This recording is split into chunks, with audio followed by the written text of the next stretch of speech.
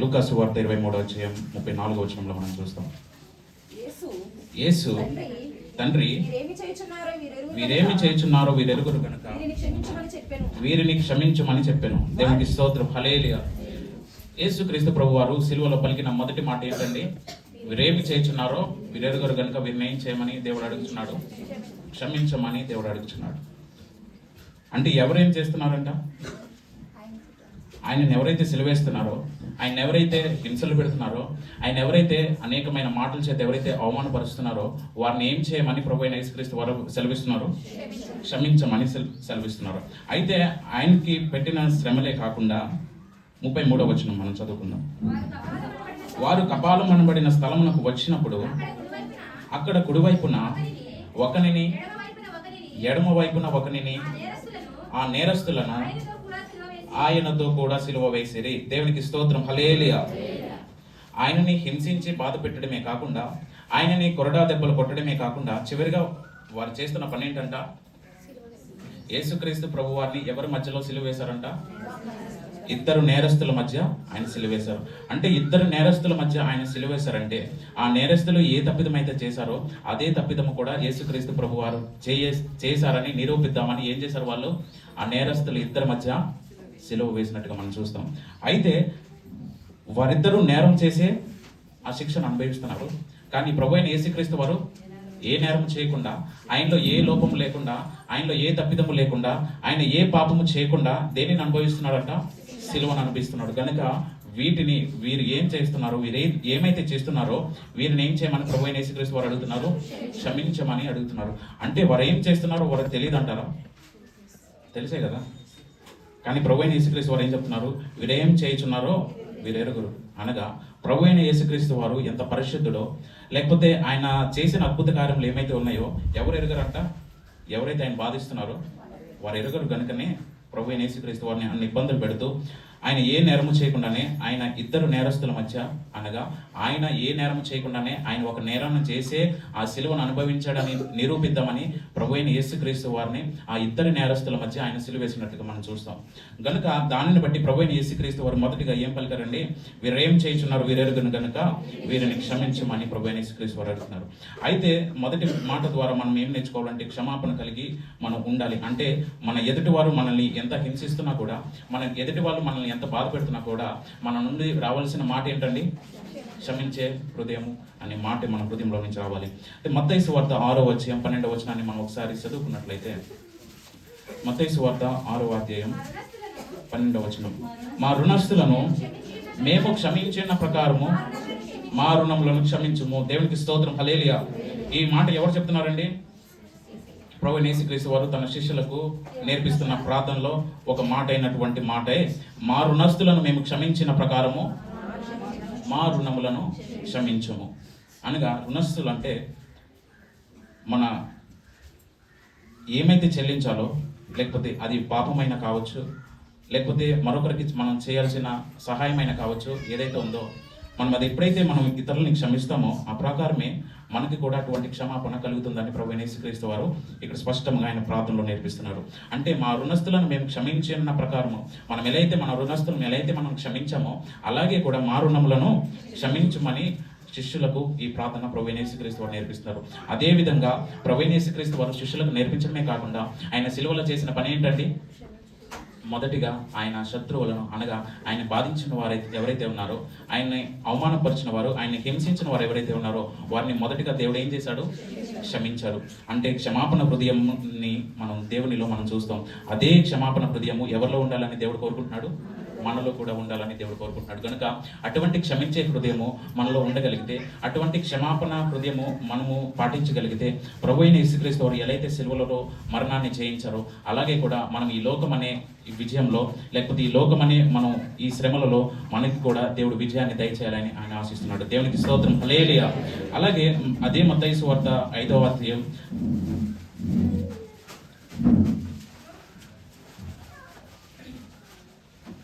44వ వచనాన్ని మనం చదువుకుందాం. నేను మీతో చెప్పినదేమనగా మీరు పరలోకమందున్న మీ తండ్రికి కుమారులైండునట్లు మీ శత్రువులను ప్రేమించుడి, మిమ్మును హింసించు వారి కొరకు ప్రార్థన చేయడి. దేవునికి స్తోత్రం. హల్లెలూయా, హల్లెలూయా. అయితే ఇక్కడ రాయబడిన మాట ఏంటంట, పరలోకమందున్న మీ తండ్రి కుమారులు ఉండునట్లు మీ శత్రువులను ప్రేమించుడి, మిమ్మును హింసించే వారి కొరకు ప్రార్థన చేయడి. దేవునికి స్తోత్రం. హల్లెలూయా. అయితే ఈ మాట ఏంటంటే, మన పరలోకమందున్న మన తండ్రి ఎలాగైతే మనం ఆయనకి కుమారులు అయి ఉన్నామో, అలాగే కూడా మనల్ని ఏం చేయమని ప్రభువైన యేసుక్రీస్తు వారు చెప్తున్నాడు, శత్రువులను క్షమించుడి. అలాగే మనల్ని హింసించే వారి కొరకు మనం ఏం చేయాలంట, ప్రార్థన చేయాలా, శపించాలా? ప్రార్థన చేయాలి. కానీ మనము అనేక సార్లు ఏం చేస్తాం చెప్తా, ప్రార్థన తప్ప మిగిలినవన్నీ కూడా చేస్తాం. కానీ ప్రభువైన యేసుక్రీస్తు వారు చెప్తున్న మాట ఏంటంటే, మిమ్మల్ని హింసించే వారి కొరకు, అంటే మనల్ని ఎవరైతే హింసిస్తున్నారో, అది మాటల ద్వారా అయినా కావచ్చు, చేతుల ద్వారా అయినా కావచ్చు, క్రియల ద్వారా అయినా కావచ్చు, మనల్ని హింసించే వారి కొరకు మనం ఏం చేయాలి, మోకరించి మనం ఎప్పుడైతే ప్రార్థన చేస్తామో, మన రుణములు ఎలా అయితే క్షమించబడ్డాయో అలాగే వారి రుణములు కూడా క్షమించబడతాయి. మనము కూడా ఎలా అయితే ప్రభువైన యేసుక్రీస్తు వారు చెప్పబడిన మాటలు మనం ఎలా పాటించాలని, ఎలా అయితే మన హృదయంలో ఎలా అయితే అనుకుంటున్నామో, ఆ అనుకున్న హృదయంలో ఉన్న మాటల్ని మనం ఎప్పుడైతే మన క్రియల్లో చూపిస్తామో, అప్పుడే ప్రభువైన యేసుక్రీస్తు వారి ప్రేమ మన పట్ల కూడా కనపరచబడుతుంది. దేవునికి స్తోత్రం. హల్లెలూయా. అయితే మొదటి మాట మనం ఏం చూసుకున్నామండి, తండ్రి వీరేం చేయుచున్నారో వీరిని క్షమించు అనే మాట. అంటే క్షమాపణ హృదయము మనము మొదటిగా మనం చూసుకోవచ్చు.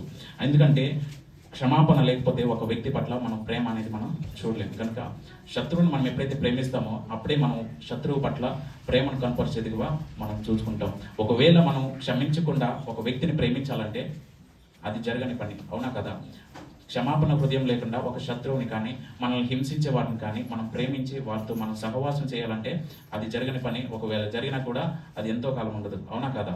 ఒకవేళ అటువంటి సహాయము లేకపోతే అటువంటి సహవాసము మనకి దేవుని రాజ్యంలో మనం అందరికీ కలగాలంటే, మనం ఎప్పుడైతే క్షమించే హృదయం కలిగి ఉంటామో, అనగా వారు మన మిత్రులైనా కావచ్చు, మన శత్రువులైనా కావచ్చు, మన బంధువులైనా కావచ్చు, ఇరుగు పొరుగు అయినా కావచ్చు, మనం ఏం చేయాలి, వారిని క్షమించాలి. వారిలో లోపం ఉన్నా లేకపోయినా, మనం లోపం చేసినా చేయకపోయినా ఏం చేయాలి, మనం క్షమించాలి. ఇక్కడ ప్రభువైన యేసుక్రీస్తు వారు ఏమైనా తప్పిదం చేశారా? ఏమైనా తప్పిదం చేశారా? ఏమీ చేయలేదు కదా. కానీ ఎందుకు ప్రభువైన యేసుక్రీస్తు వారు క్షమించమని అడుగుతున్నారు? ఏమీ చేయలేదు. కానీ ఎవరైతే ఆయన హింసించేవారు ఉన్నారో, ఎవరైతే ఆయన బాధ పెట్టేవారు ఉన్నారో, వారి తరపున ఎవరు క్షమాపణ అడుగుతున్నారు? ప్రభువైన యేసుక్రీస్తు వారు. అలాగే మనం చేసిన పాపముల కొరకు ఎవరు ఆ శిలువలో బలి అయ్యారు? యేసుక్రీస్తు వారు కదా. ప్రతి దానికి ఎవరు మన మూలకర్త? యేసుక్రీస్తు ప్రభు వారు మాత్రమే. మన జీవితంలో అయినా కావచ్చు, మన ప్రవర్తనలో అయినా కావచ్చు, మన ఆశీర్వాదంలో అయినా కావచ్చు, ప్రతి దానికి కూడా ఎవరు ఆధారం అండి? యేసుక్రీస్తు ప్రభు వారు మాత్రమే.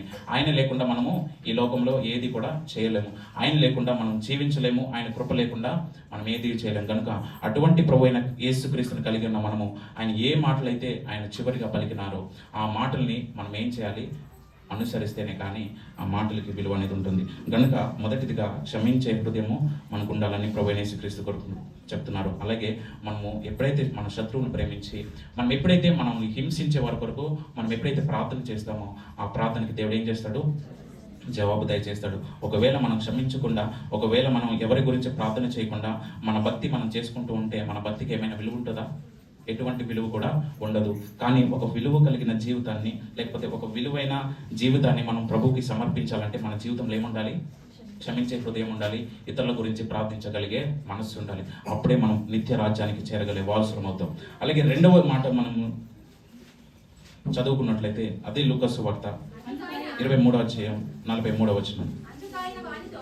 అందుకాయన వానితో, నేడు నీవు నాతో కూడా పరదైసులో ఉందు అని నిశ్చయముగా నీతో చెప్పుచున్నాను. దేవునికి స్తోత్రం. హల్లెలూయా. అయితే 39వ వచనం నుంచి మనం ఒకసారి చదువుకున్నట్లయితే, వేలాడ వేయబడిన ఆ నేరస్తులలో ఒకడు ఆయనను దూషించుచు, నీవు క్రీస్తువు కదా, నిన్ను నీవు రక్షించుకొనుము, మమ్మును కూడా రక్షించుమని చెప్పాను. అయితే రెండవ వాడు వానిని గద్దించి, నీవు అదే శిక్షా విధిలో ఉన్నావు గనుక దేవునికి భయపడవా?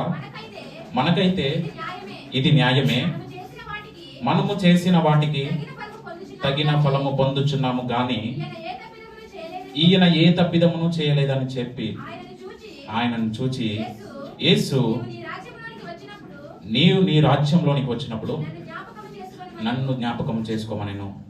దేవునికి స్తోత్రం, హల్లెలూయా. అయితే ఇక్కడ 39వ వచనం నుండి 43వ వచనం నుంచి వరకు మనం చదువుకున్నట్లయితే, ఈ 40వ వచనంలో మనం శ్రద్ధగా ధ్యానించినట్లయితే రెండవ వాడు మొదటి వాడిని ఏం చేస్తున్నట్లుగా మనం చూస్తాం, ఇక్కడ గద్దించినట్లుగా మనం చూస్తాం. అయితే ఇక్కడ ఇద్దరు నేరస్తులు కూడా శిక్షను అనుభవిస్తున్నారు. అవునా? ఇద్దరు నేరస్తులు కూడా ఆ శిలువ యాగం అనే ఆ శిక్షలో ఉన్నారు, శిలువ మరణం అనే శిక్షలో. కానీ ఈ రెండవ వ్యక్తి అనగా రెండవ నేరస్తుడు మొదటి నేరస్తుని ఏమని గద్దిస్తున్నాడంట? మనకైతే ఇది తగిన శిక్షే, అనగా మనం చేసిన నేరములు ఏమైతే ఉన్నాయో, మనం చేసిన దేవునికి విరుద్ధమైన పనులు ఏమైతే ఉన్నాయో వీటన్నిటికీ మనం తగిన శిక్షను పొందుచున్నాం. కానీ మన మధ్యన ఉన్నటువంటి వ్యక్తి అనగా యేసుక్రీస్తు అనే ప్రభువు ఏ తప్పిదం చేయకుండానే దేనిని అనుభవిస్తున్నారంట? శిక్షను అనుభవి. క్రీస్తువు కదా, నీవు దేవుడివు కదా, నిన్ను నీవు రక్షించుకొనుము, మమ్మను కూడా రక్షించుకొనుము. అంటే ఇక్కడ ప్రభు అయిన యేసుక్రీస్తు వారికి మొదటి నేరస్తుడు ఒక సలహాని ఇస్తున్నాడు. అంటే ఆయన దేవుడు కదా, నీవు దేవుడివు కదా, నిన్ను నీవు రక్షించుకొని మమ్మల్ని కూడా రక్షించు.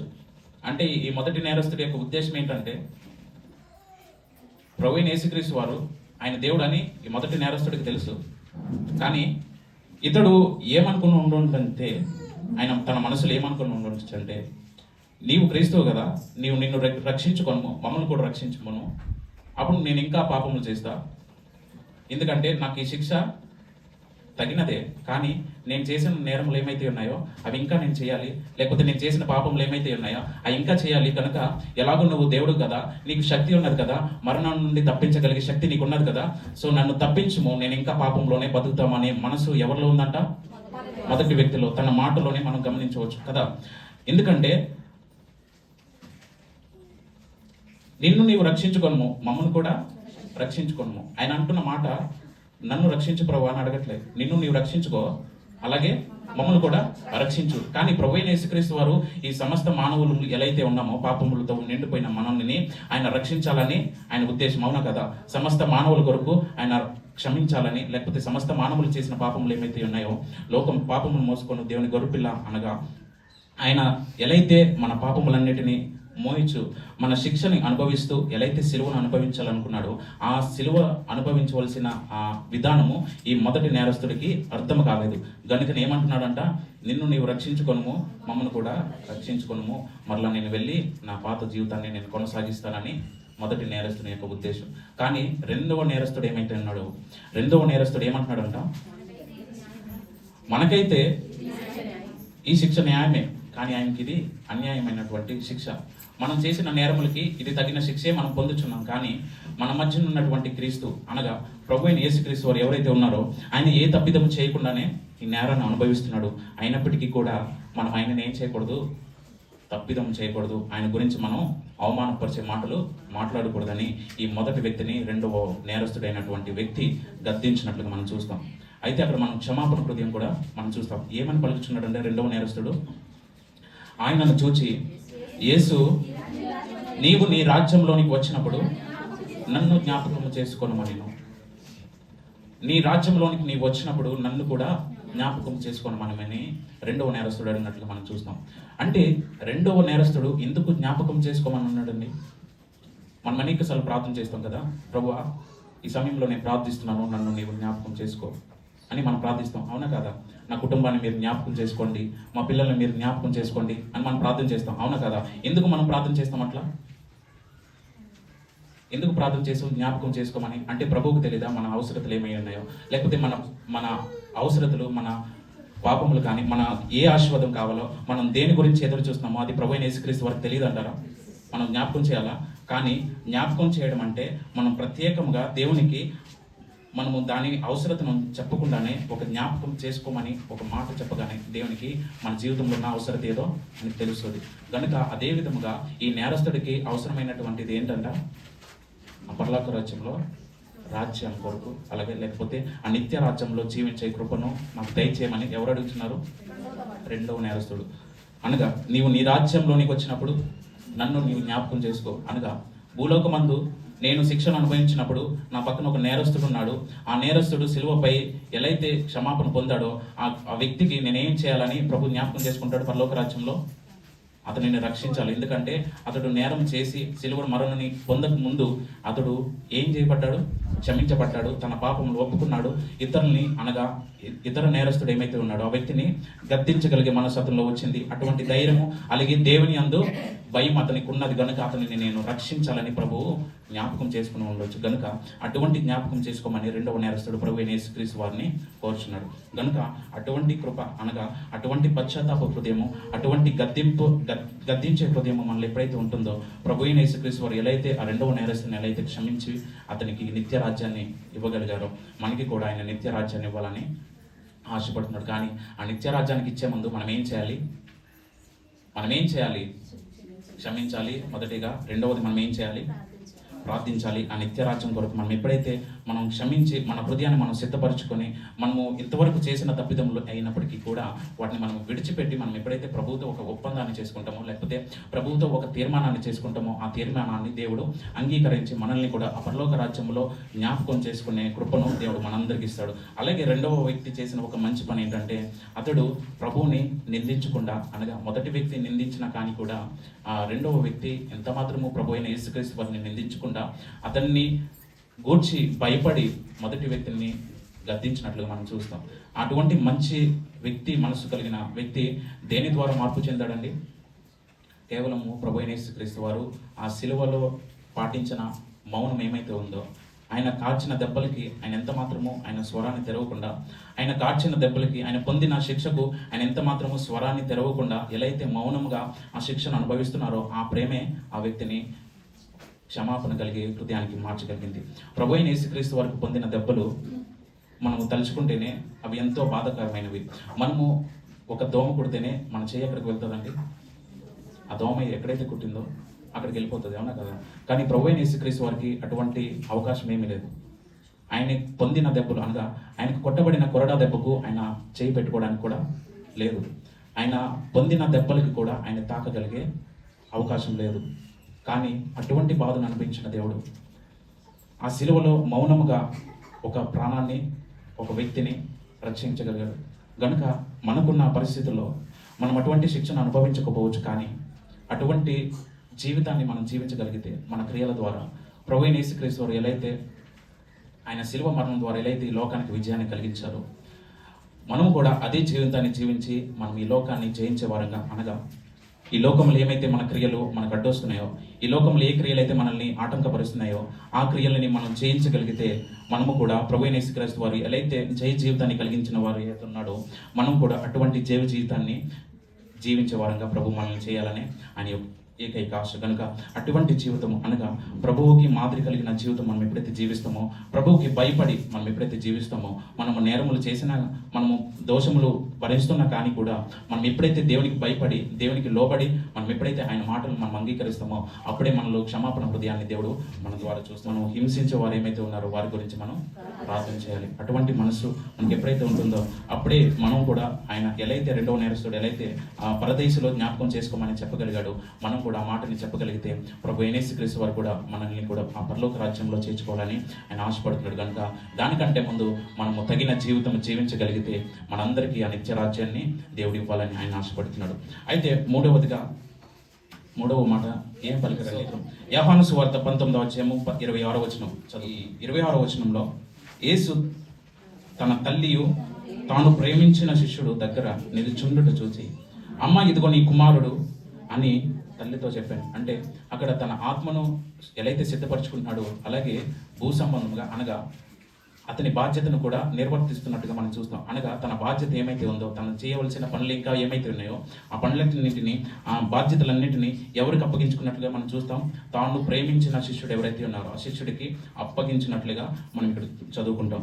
అయితే తన శిష్యుని చూసి ప్రభు అయిన యేసుక్రీస్తు వారు ఏం చెప్తున్నారంటే, ఇదిగో నీ తల్లి అని చెప్పాను. ఆ గడియ నుండి ఆ శిష్యుడు ఆమెను తన ఇంట చేర్చుకున్నట్టుగా మనం చూస్తాం. అయితే ఇక్కడ బాధ్యత కలిగి ఎప్పుడైతే మనం ఉంటామో, ఎలా అయితే ప్రభు అయిన యేసుక్రీస్తు వారు తన బాధ్యతను ఎలా అయితే నిర్వర్తించారో, ప్రభు తన తల్లికి తన బాధ్యతను ఎలా అయితే అప్పగించారో మనకి కూడా ఒక బాధ్యతను అప్పగించారు. అవునా? తిమోతి 5వ అధ్యాయం 8వ వచనం మనం ఒకసారి చదువుకుందాం. ఎవడైనను స్వక్రియలను విశేషముగా తన ఇంటి వారిని సంరక్షింపకపోయిన ఎడల వాడు విశ్వాస త్యాగము చేసిన వాడే విశ్వాసి కన్నా అవిశ్వాసి కన్నా చెడ్డవాడై ఉండును. చెడ్డవాడై ఉండును. మనకున్న బాధ్యత ఏంటంట,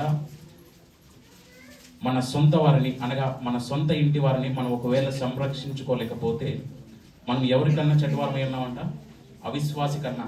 అంటే దేవునిని నమ్మని వారు అనగా దేవుని అందు విశ్వాసం లేని వారు ఎవరైతే ఉన్నారో అవిశ్వాసి కన్నా చెడ్డవారమై ఉన్నామని ప్రభువైన యేసుక్రీస్తు వారు మనకి సెలవిస్తున్నట్టు మనం చూస్తాం. అయితే ఎవడైనాను స్వకీయులను విశేషముగా తన ఇంటి వారిని, మన ఇంటి వారిని మనం ఏం చేసుకోవాలంట, సంరక్షించుకోవాలి. ప్రభువైన యేసుక్రీస్తు వారు తన ఇంటి వారిని సంరక్షించుకొని ఆయన మరణించే ముందు ఆయన ఏం చేశాడు, తన బాధ్యతను తన తల్లికి అలాగే ఆయన ప్రేమించిన శిష్యునికి అప్పగించినట్లుగా మనం చూస్తాం. కానీ మనము జీవించే జీవితాన్ని అనగా మనము ప్రభువు కొరకు జీవిస్తున్న ఈ జీవితంలో భాగంగా ఎవరిని మనం బాధ్యతగా తీసుకోవాలి, మన ఇంటి వారిని అనగా మన ఇరుగు పొరుగు వారిని, మన బంధువుల్ని, మన స్నేహితుల్ని, వారు ఎవరైనా కావచ్చు, మనతో ఎవరైతే సంభాషణ చేస్తారో, మనతో ఎవరైతే స్నేహం చేస్తున్నారో ప్రతి ఒక్కరి గురించి మనం బాధ్యత కలిగి ఎప్పుడైతే వారిని సంరక్షించగలిగే మనసు మనలో ఎప్పుడైతే ఉంటుందో మనం అవిశ్వాసి కాకుండా విశ్వాసి కలిగి ఆ నిత్య రాజ్యంలో ఒక విశ్వాసి బలానమ్మకమైన మంచి దాసుడా అనే చెప్పబడే ప్రభువు నోటు నుండి పలకబడే ఒక మాటగా మనము అటువంటి ఆశీర్వాదం పొందుకుంటాం. కానీ మనము ఒకవేళ మనని ఇంటి వారిని సంరక్షించకపోయిన ఎడల వాడు విశ్వాస త్యాగం చేసిన వాడే అవిశ్వాసి కన్నా చెడ్డవాడిగా ఉన్నట్టుగా ప్రభువైన యేసుక్రీస్తు వారు తన వాక్యం ద్వారా ఇక్కడ మనకి సెలవిస్తున్నారు. గనుక మనం జీవించే జీవితము, మనము తీర్మానం చేసుకునే ఒప్పందము, ప్రతిదీ కూడా మన బాధ్యతను అనగా దేవుడు మనపై ఏమైతే భారాన్ని పెట్టాడో ఆ భారాన్ని నిర్వర్తించేదిగా ఉండాలి. ఒకవేళ మనం దేవుడు మనపై పెట్టిన ప్రణాళికను, దేవుడు మనపై పెట్టిన బాధ్యతను ఒకవేళ మనం నిర్వర్తించలేకపోతే మన జీవితానికి ఎటువంటి విలువ కూడా ఉండదు. అటువంటి విలువ లేని జీవితాన్ని దేవుడు విలువగా మార్చగలిగే దేవుడు. కానీ దానికంటే ముందు మనం దేవునిని అంగీకరించాలి. మన హృదయంలో ఆయన ఎప్పుడైతే మనం స్వీకరిస్తామో, ఎలా అయితే ఆయన బాధ్యతలు మనము అంగీకరిస్తామో, ఆయన మనపై పెట్టిన భారాన్ని మనం ఎప్పుడైతే హృదయపూర్వకంగా ఎప్పుడైతే మనం స్వీకరిస్తామో, ఆ హృదయపూర్వకంగా స్వీకరించినటువంటి బాధ్యతను దేవుడు ఆయన కృప ద్వారా ఆయన నిత్య రాజ్యంలో ఆయన మహిమపరచబడే రీతిలో మనల్ని చేస్తాడు. అయితే మొదటి మాట ఏంటండి, క్షమించగలిగే హృదయము మనకు ఉండాలి. దానిని మనం ప్రభువైన యేసుక్రీస్తు వారు ఎలా అయితే క్షమించారో అటువంటి క్షమాపణ హృదయం మనం కలిగి ఉండాలని ప్రభువైన యేసుక్రీస్తు వారు మనకి సెలవిస్తున్నారు. రెండవదిగా మనము దేవునికి భయపడే వారంగా ఉండాలి. అలాగే దేవుని మాటలకు మనం లోబడి ఆయన నిత్య రాజ్యం కొరకు మనం సిద్ధపడే వారసుడిగా మనం ఉండాలి. సమయం వచ్చినప్పుడు మనం సిద్ధపడతాం కాదు, సమయం వచ్చినప్పుడు మనం క్షమాపణ పడతాం కాదు, పరిస్థితులు వచ్చినప్పుడు, పరిస్థితులు బాగాలేనప్పుడు మనం దేవుని దగ్గరికి రావడం కాదు. కానీ మన పరిస్థితి బాగున్నప్పుడే, మన సమయము దొరికినప్పుడే మనం ఏం చేయాలంట, దేవుని కొరకు సిద్ధపడాలి. అలాగే మూడవదిగా మన బాధ్యత కలిగి ఉండాలి. ఏదైతే బాధ్యత ప్రభువైన యేసుక్రీస్తు వారు మనలో పెట్టాడో ఆ బాధ్యతను మనము నిర్వర్తించే వారంగా మనం ఎప్పుడైతే నిర్లక్ష్యం చేయకుండా, ఎప్పుడైతే ప్రభువైన యేసుక్రీస్తు వారి బాధ్యతను మనం ఎప్పుడైతే నిర్వర్తిస్తామో, ఎప్పుడైతే మనం పాటించి దానిని నెరవేర్చే వారి విశ్వాసులుగా మనం ఎప్పుడైతే ఉంటామో అటువంటి జీవితము మనకి కూడా ప్రభువైన యేసుక్రీస్తు వారు కలిగించాలని ఆయన ఆశపడుతున్నాడు. కనుక ఈ కొద్ది మాటలు ప్రభువైన యేసుక్రీస్తు వారు ఆశీర్వదించి దీవించి నడిపించును గాక. ఆమేన్. యేసుక్రీస్తు ప్రభువారు ఆయన 33.5 సంవత్సరాలు ఈ భూమి మీద శరీరధారిగా సంచరించాడు. కానీ 30 సంవత్సరాల చరిత్ర మరుగుగా ఉంది. 3.5 సంవత్సరాల ఆ క్రియలను, వాటిలో ముఖ్యమైన వాటిని బైబిల్ గ్రంథంలో లిఖించబడడానికి ఆయన ఇష్టపడ్డారు. ఈ 3.5 సంవత్సరాల కాలాల్లో మాట్లాడిన మాటలు చాలా ఉన్నాయి, ఆయన బోధలు చాలా ఉన్నాయి. అయితే ఆయన మరణించే ఈ చివరి క్షణంలో మాట్లాడినటువంటి ఈ మాటలు అనగా శిలువ మీద ఆయన పలికిన మాటలు మానవ జీవితానికి ఒక సంపూర్ణత అనేది అనుగ్రహించబడుతుంది. చాలా ప్రాముఖ్యమైనవిగా ఎంచి వాటి యొక్క విలువను గుర్తించి మన పూర్వీకులు ప్రతి సంవత్సరం ఈ విధంగా ఆ శిలువ మీద పలికినటువంటి 7 మాటల్ని ధ్యానించటం ద్వారా మన ఆధ్యాత్మిక జీవితాలు మరింత బలపరచబడాలని, నూతనపరచబడాలని, ఆయన ఉద్దేశము ఏమై ఉన్నదో మనం తెలుసుకోవాలని ఈ విధంగా జ్ఞాపకం చేసుకోవడం ఒక ఆనవాయితీగా వస్తున్నటువంటి క్రమంలో ప్రతి సంవత్సరం మనం ఆలోచించే విధానం ఎలా ఉన్నా ఈరోజు మన ఆలోచన విధానం మారగలిగితే మన ప్రవర్తన, మన జీవితం చాలా ఆశీర్వాదకరంగా, ఆధ్యాత్మికంగా కొనసాగుతుందని చెప్పడానికి నేను ఎంతో సంతోషిస్తున్నాను. 4వ మాటగా మత్తయి సువార్త 27వ అధ్యాయము 46వ వచనాన్ని చదువు. ఇంచుమించు 3 గంటలప్పుడు యేసు ఏలి ఏలి ఏలి ఏలి లామా సబాక్తాని బిగ్గరగా కేక వేశాను. ఆ మాటకు నా దేవా నా దేవా నన్నెందుకు చెయ్యి విడిసితివని అర్థం. నా దేవా నా దేవా నన్నెందుకు చెయ్యి విడిసితివి. యేసుక్రీస్తు ప్రభు వారు దేవుడు కదా, మరి ఆయన ఎందుకు ఈ విధంగా నా చెయ్యి విడిసితివి అని పలకవలసి వచ్చింది? అసలు యేసుక్రీస్తు ప్రభు వారు ఎందుకు సిలువ వేయబడ్డారు అనేది మనకు అర్థమైతే, నన్నెందుకు చెయ్యి విడిసితివి అనే మాట ఎందుకు మాట్లాడారు అనేది మనకి తప్పకుండా అర్థమవుతుంది. అసలు సిలువ వేయబడటమే విడిచిపెట్టబడినటువంటి అనుభవంగా మనము చూస్తున్నాం. ఒకవేళ ఆయన దైవశక్తిని ఉపయోగించుకుని ఉంటే యేసుక్రీస్తు ప్రభువారు సిలువ వేయబడే పరిస్థితి వచ్చేది కాదు. మరి ఎందుకు సిలువ వేయబడ్డారు? ఈ నిస్సహాయ స్థితి ఏమిటి? ఈ అసమర్థత ఏమిటి? ఆయన ఎందుకు శక్తిహీనుడిగా మనుషుల చేతిలో ఇంత కిరాతకంగా హింసించబడ్డారు అని ఆలోచన చేస్తే, ఆయన వచ్చిందే ఈ కార్యం నిమిత్తం, తన ప్రాణం పెట్టుట కొరకే ఆయన వచ్చారు. కనుక ఇక్కడ ఒక వ్యక్తి శ్రమ పడటంలో, ఒక వ్యక్తి హింసించబడటంలో, ఒక వ్యక్తి శిక్షించబడటంలో ఒక విషయం మనకి తప్పకుండా అర్థమవుతుంది. అదేమంటే, అతడు విడిచిపెట్టబడ్డాడు అనగా దేవుడు అతనిని విడిచిపెట్టడం వల్లనే అటువంటి పరిస్థితులు వారు అనుభవిస్తున్నారు అని మనం సహజంగా చెప్తాం. అయితే ఇక్కడ 2వ కొరింథీ 5వ అధ్యాయము 21వ వచనాన్ని చదువుతాం. దేవుడు మా ద్వారా వేడుకొనినట్టు మేము క్రీస్తుకు రాయబారులమై, చూడండి, దేవునితో సమాధానపడుడని క్రీస్తు పక్షముగా మిమ్మును బతిమాలుకొనుచున్నాము. ఎందుకనగా మనం ఆయన యందు దేవుని నీతి యగునట్లు పాపమెరుగని ఆయనను మన కోసము పాపముగా చేసెను. ఇక్కడ దేవునితో ఒక వ్యక్తి సమాధాన పడాలి అనంటే, దేవునితో సమాధానంగా ఉండాలి అనంటే, మనిషి పాపము లేనివాడిగా ఉండాలి, పాపము చేయని వాడిగా ఉండాలి, నీతిమంతుడిగా నీతిమంతురాలుగా ఉండాలి. కానీ మానవ జీవితము దీనికి భిన్నంగా పాపముల చేత, అపరాధముల చేత మన ఇష్టానుసారంగా జీవించి మనము దేవునికి దూరం అయిపోయాం. దేవునితో ఉన్న సంబంధం తెగిపోయింది. దేవునితో ఉన్న సంబంధం తెగిపోయింది. దేవునితో మానవునికి ఉన్న సంబంధం తెగిపోయింది. దేవునితో సమాధానంగా ఉండవలసిన వ్యక్తి దేవునికి విరోధంగా మారిపోయాడు. ఎలా అనంటే, పాపము, అవిధేయత, అక్రమము, అన్యాయము, దేవునికి విరోధమైనటువంటి ప్రతి పాపము ఒక వ్యక్తిని దేవునికి దూరంగా చేసేసింది. అనగా దేవునికి దూరమైపోవడానికి గల కారణం పాపం. మనం తప్పిపోయిన ఆ కుమారుని విషయంలో ఆలోచన చేసినప్పుడు, అతడు మంచిగా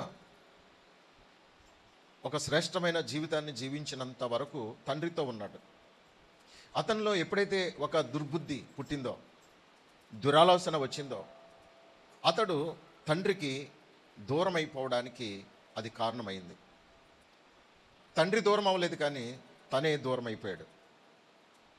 మనుషుడు తన యొక్క ఇచ్చలను బట్టి, తన కోరికలను బట్టి, తన అవిధేయతను బట్టి, తనలో ఉన్నటువంటి దురాశలను బట్టి దేవునికి దూరం అయిపోతూ ఉన్నాడు. స్త్రీ అయినా పురుషుడైనా దేవునికి దూరమైపోవడానికి గల కారణం పాపం.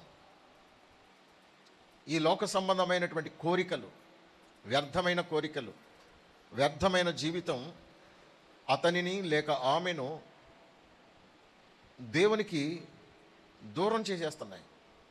దేవుడు ప్రతి వ్యక్తిని తనతో సమాధానపరుచుకోవాలని, తనతో సమానంగా ఉంచుకోవాలని, తన వంటి వారిగా చేయాలని ఆయన ఆశపడుతున్నప్పటికీ కూడా అది సాధ్యం కానట్టుగా మారిపోవడానికి గల కారణం మనిషిలో ఉన్న మూర్ఖత్వం, మనిషిలో ఉన్నటువంటి తిరుగుబాటు, మనిషిలో ఉన్నటువంటి దుర్మార్గం. ఇది మనం ఎప్పుడైతే గుర్తించగలుగుతామో తప్పకుండా మనం దేవునితో సమాధాన పడతాం. అయితే దేవునికి మనము దూరమైపోతూ ఉన్నప్పుడు మన జీవితంలో కష్టాలు, నష్టాలు, శ్రమలు, వ్యాధులు, బాధలు, దరిద్రత, కరువు, కష్టాలు ఇవన్నీ కూడా ఒక్కొక్కటి మానవ జీవితాన్ని ఆవరించటం ప్రారంభిస్తాయి. తప్పిపోయిన కుమారుడి జీవితంలో అదే జరిగింది. తండ్రితో ఉన్నంత వరకు అతని స్థితి క్షేమంగా ఉంది, సురక్షితంగా ఉన్నాడు, సమృద్ధిలో ఉన్నాడు. అతనికి ఆనందం ఉంది, ఆహారం ఉంది, ఆరోగ్యం ఉంది, విలువ ఉంది, అన్నీ ఉన్నాయి. కానీ దేవుడు తనకి ఇచ్చినటువంటి, అనగా తండ్రి తనకి ఇచ్చినటువంటి సకల ఆశీర్వాదాలని అతడు ఆధారం చేసుకుని, ఆ అభివృద్ధిని ఆధారం చేసుకుని నేను ఎక్కడైనా బ్రతకగలను, నేను ఎలాగైనా జీవించగలను అనే ధీమాకి అతడు వచ్చినప్పుడు ఇక తండ్రితో ఉండవలసిన అవసరం నాకు లేదు. తండ్రి నుండి పొందుకున్నటువంటి ఆస్తిని నేను చక్కగా ఎంజాయ్ చేయొచ్చు, తండ్రి నుండి పొందుకున్నటువంటి ఈ భాగాన్ని నేను జీవితాంతం చక్కగా అనుభవించవచ్చు అనుకున్నాడు. తండ్రితో ఎప్పుడైతే అతడు వేరై దూరంగా వెళ్ళిపోయాడో అతని స్థితి దుర్భరంగా మారిపోయింది.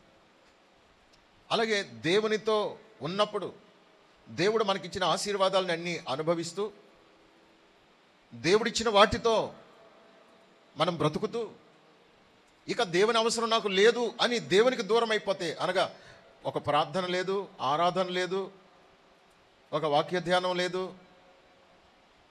రక్షించబడిన అనుభవాన్ని కాపాడుకొనకుండా ఎవరిష్టానుసారంగా వారు జీవించడానికి ఎప్పుడైతే వారి యొక్క స్వేచ్ఛను దుర్వినియోగపరుచుకుంటున్నారో వారిలో తప్పకుండా శాపం అనేది ఏలుబడి చేయటం ప్రారంభిస్తుంది. ఆ శాపం కాస్త చూడండి మనకున్న వాటినన్నిటినీ హరించిపోయేటట్లు చేస్తుంది.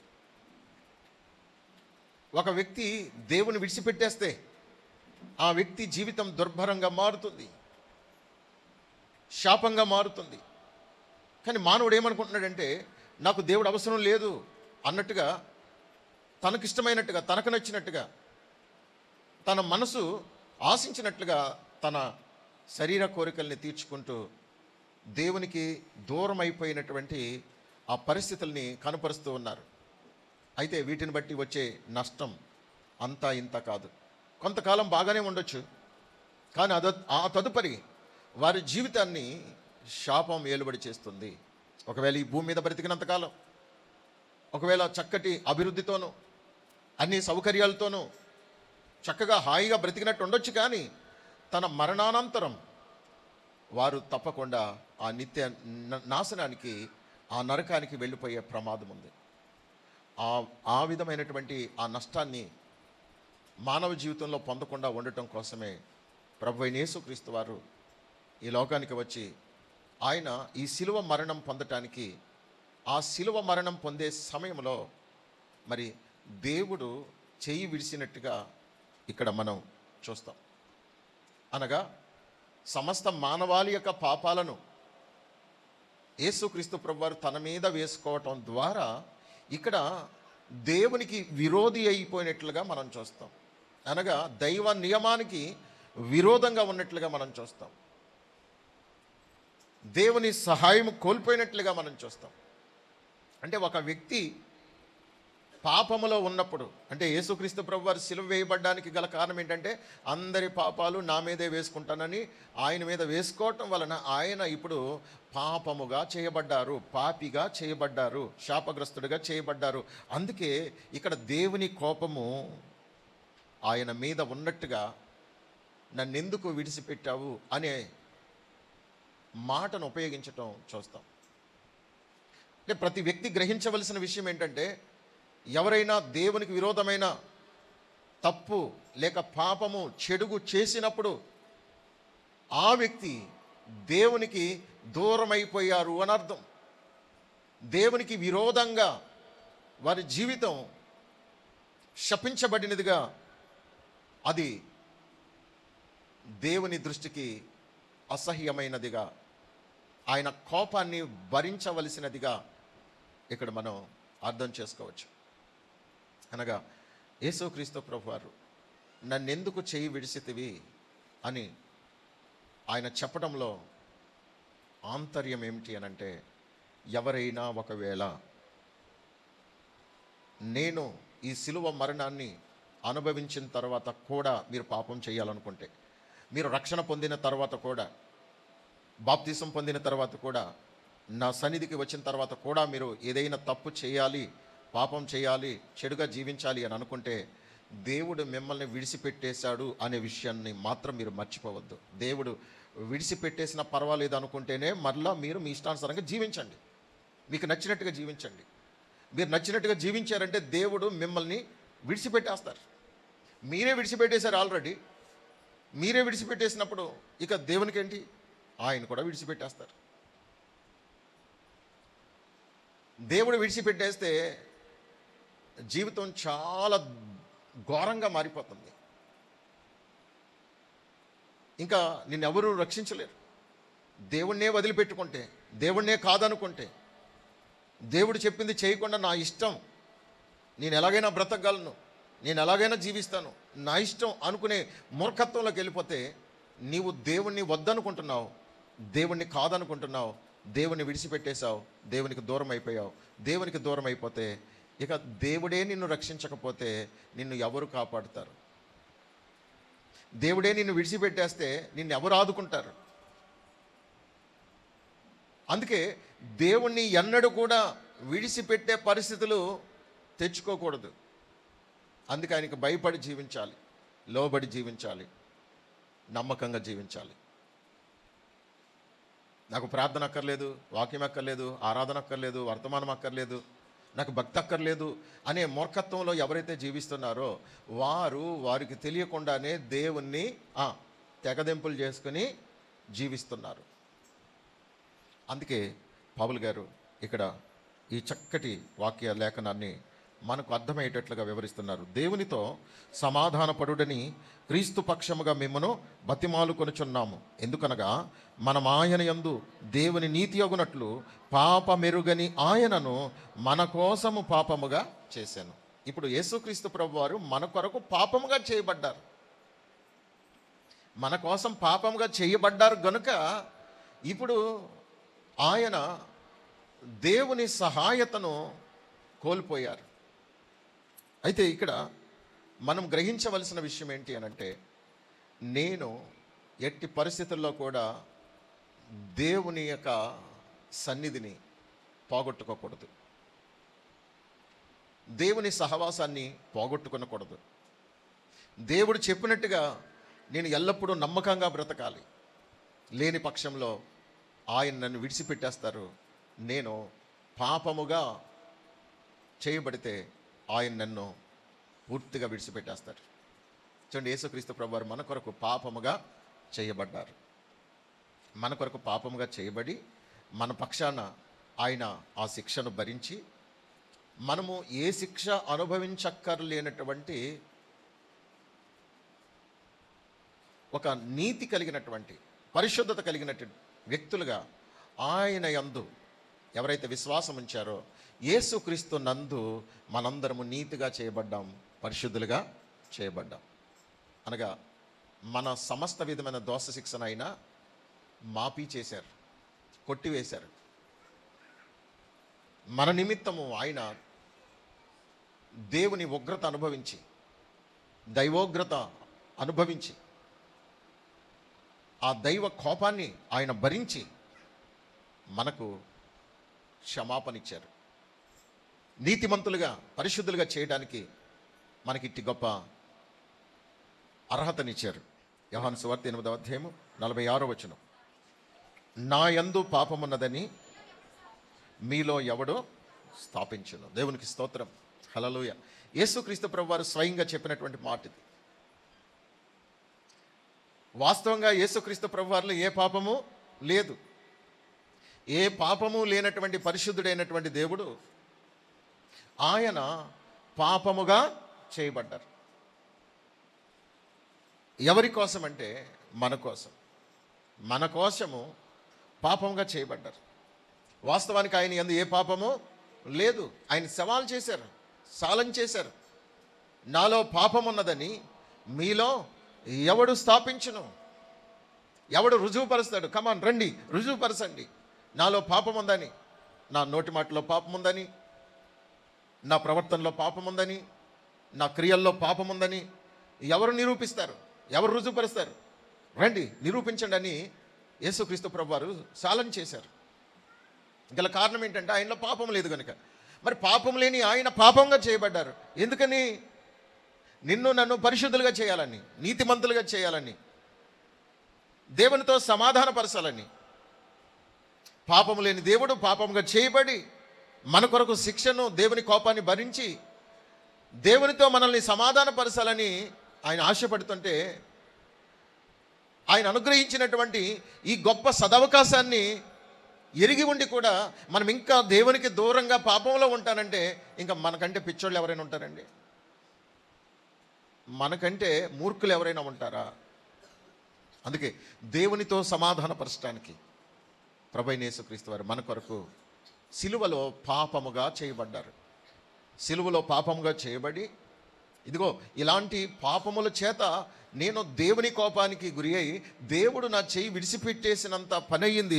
చూడండి, ఇలాంటి పరిస్థితిలో ఎవరైనా ఉంటే గనక మీరు, నేను మీకు అనుగ్రహించేటువంటి సమాధానం ఉందే, దేవునితో సమాధానపరిచే కార్యక్రమం ఉందే, అది నేను సిలువ వేయబడటం ద్వారా దేవునితో తెగిపోయిన సంబంధాన్ని మరలా నేను తిరిగి మీకు సమాధానపరుస్తున్నాను. కమాన్, నా యొద్దకు రండి, నేను చెప్పింది వినండి, నేను నడిచినట్టుగా నా అడుగు జాడల్లో నడవండి. నేను పాపం లేనివాడిగా ఉన్నాను, మీరు కూడా పాపం లేనివారిగా ఉంటే గనక నేను వెళ్ళిన మార్గంలో, నేను నడిచిన మార్గంలో మీరు నడిస్తే గనక నేనే మార్గం, నేనే సత్యం, నేనే జీవం.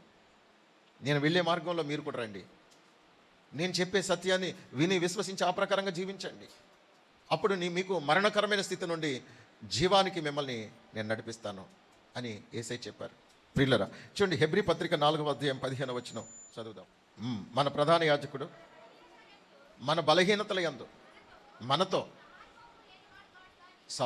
సహానుభావం లేనివాడు కాదు, కానీ సమస్త విషయంలోనూ మన వలెనే శోధింపబడినను ఆయన పాపము లేనివాడుగా ఉండేను. మన ప్రధాన యాజకుడైనటువంటి యేసుక్రీస్తు ప్రభుల వారు భూమి మీద ఆయన జీవిస్తున్నప్పుడు, శరీరధారిగా జీవిస్తున్నప్పుడు మనవలే ఆయనకు కూడా శోధనలు వచ్చాయి. ఈ శోధనలో ఆయన వాటిలో పడిపోకుండా ఈ శోధనని జయించారు. ఆ శోధనలో ఆయన పాపం లేనివాడుగా నిరూపించబడిన దేవుడు. సహజంగా శోధనలు వస్తాయి, ఈ శోధనల్ని మనం జయించాలి.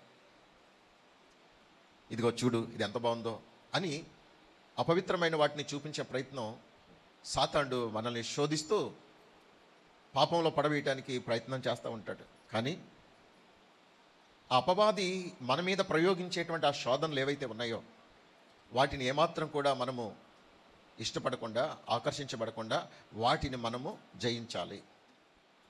సాతానుడు శోధిస్తాడు, దేవుడు పరిశోధిస్తాడు. సాతానుడు ఏం చేస్తాడు? శోధిస్తాడు.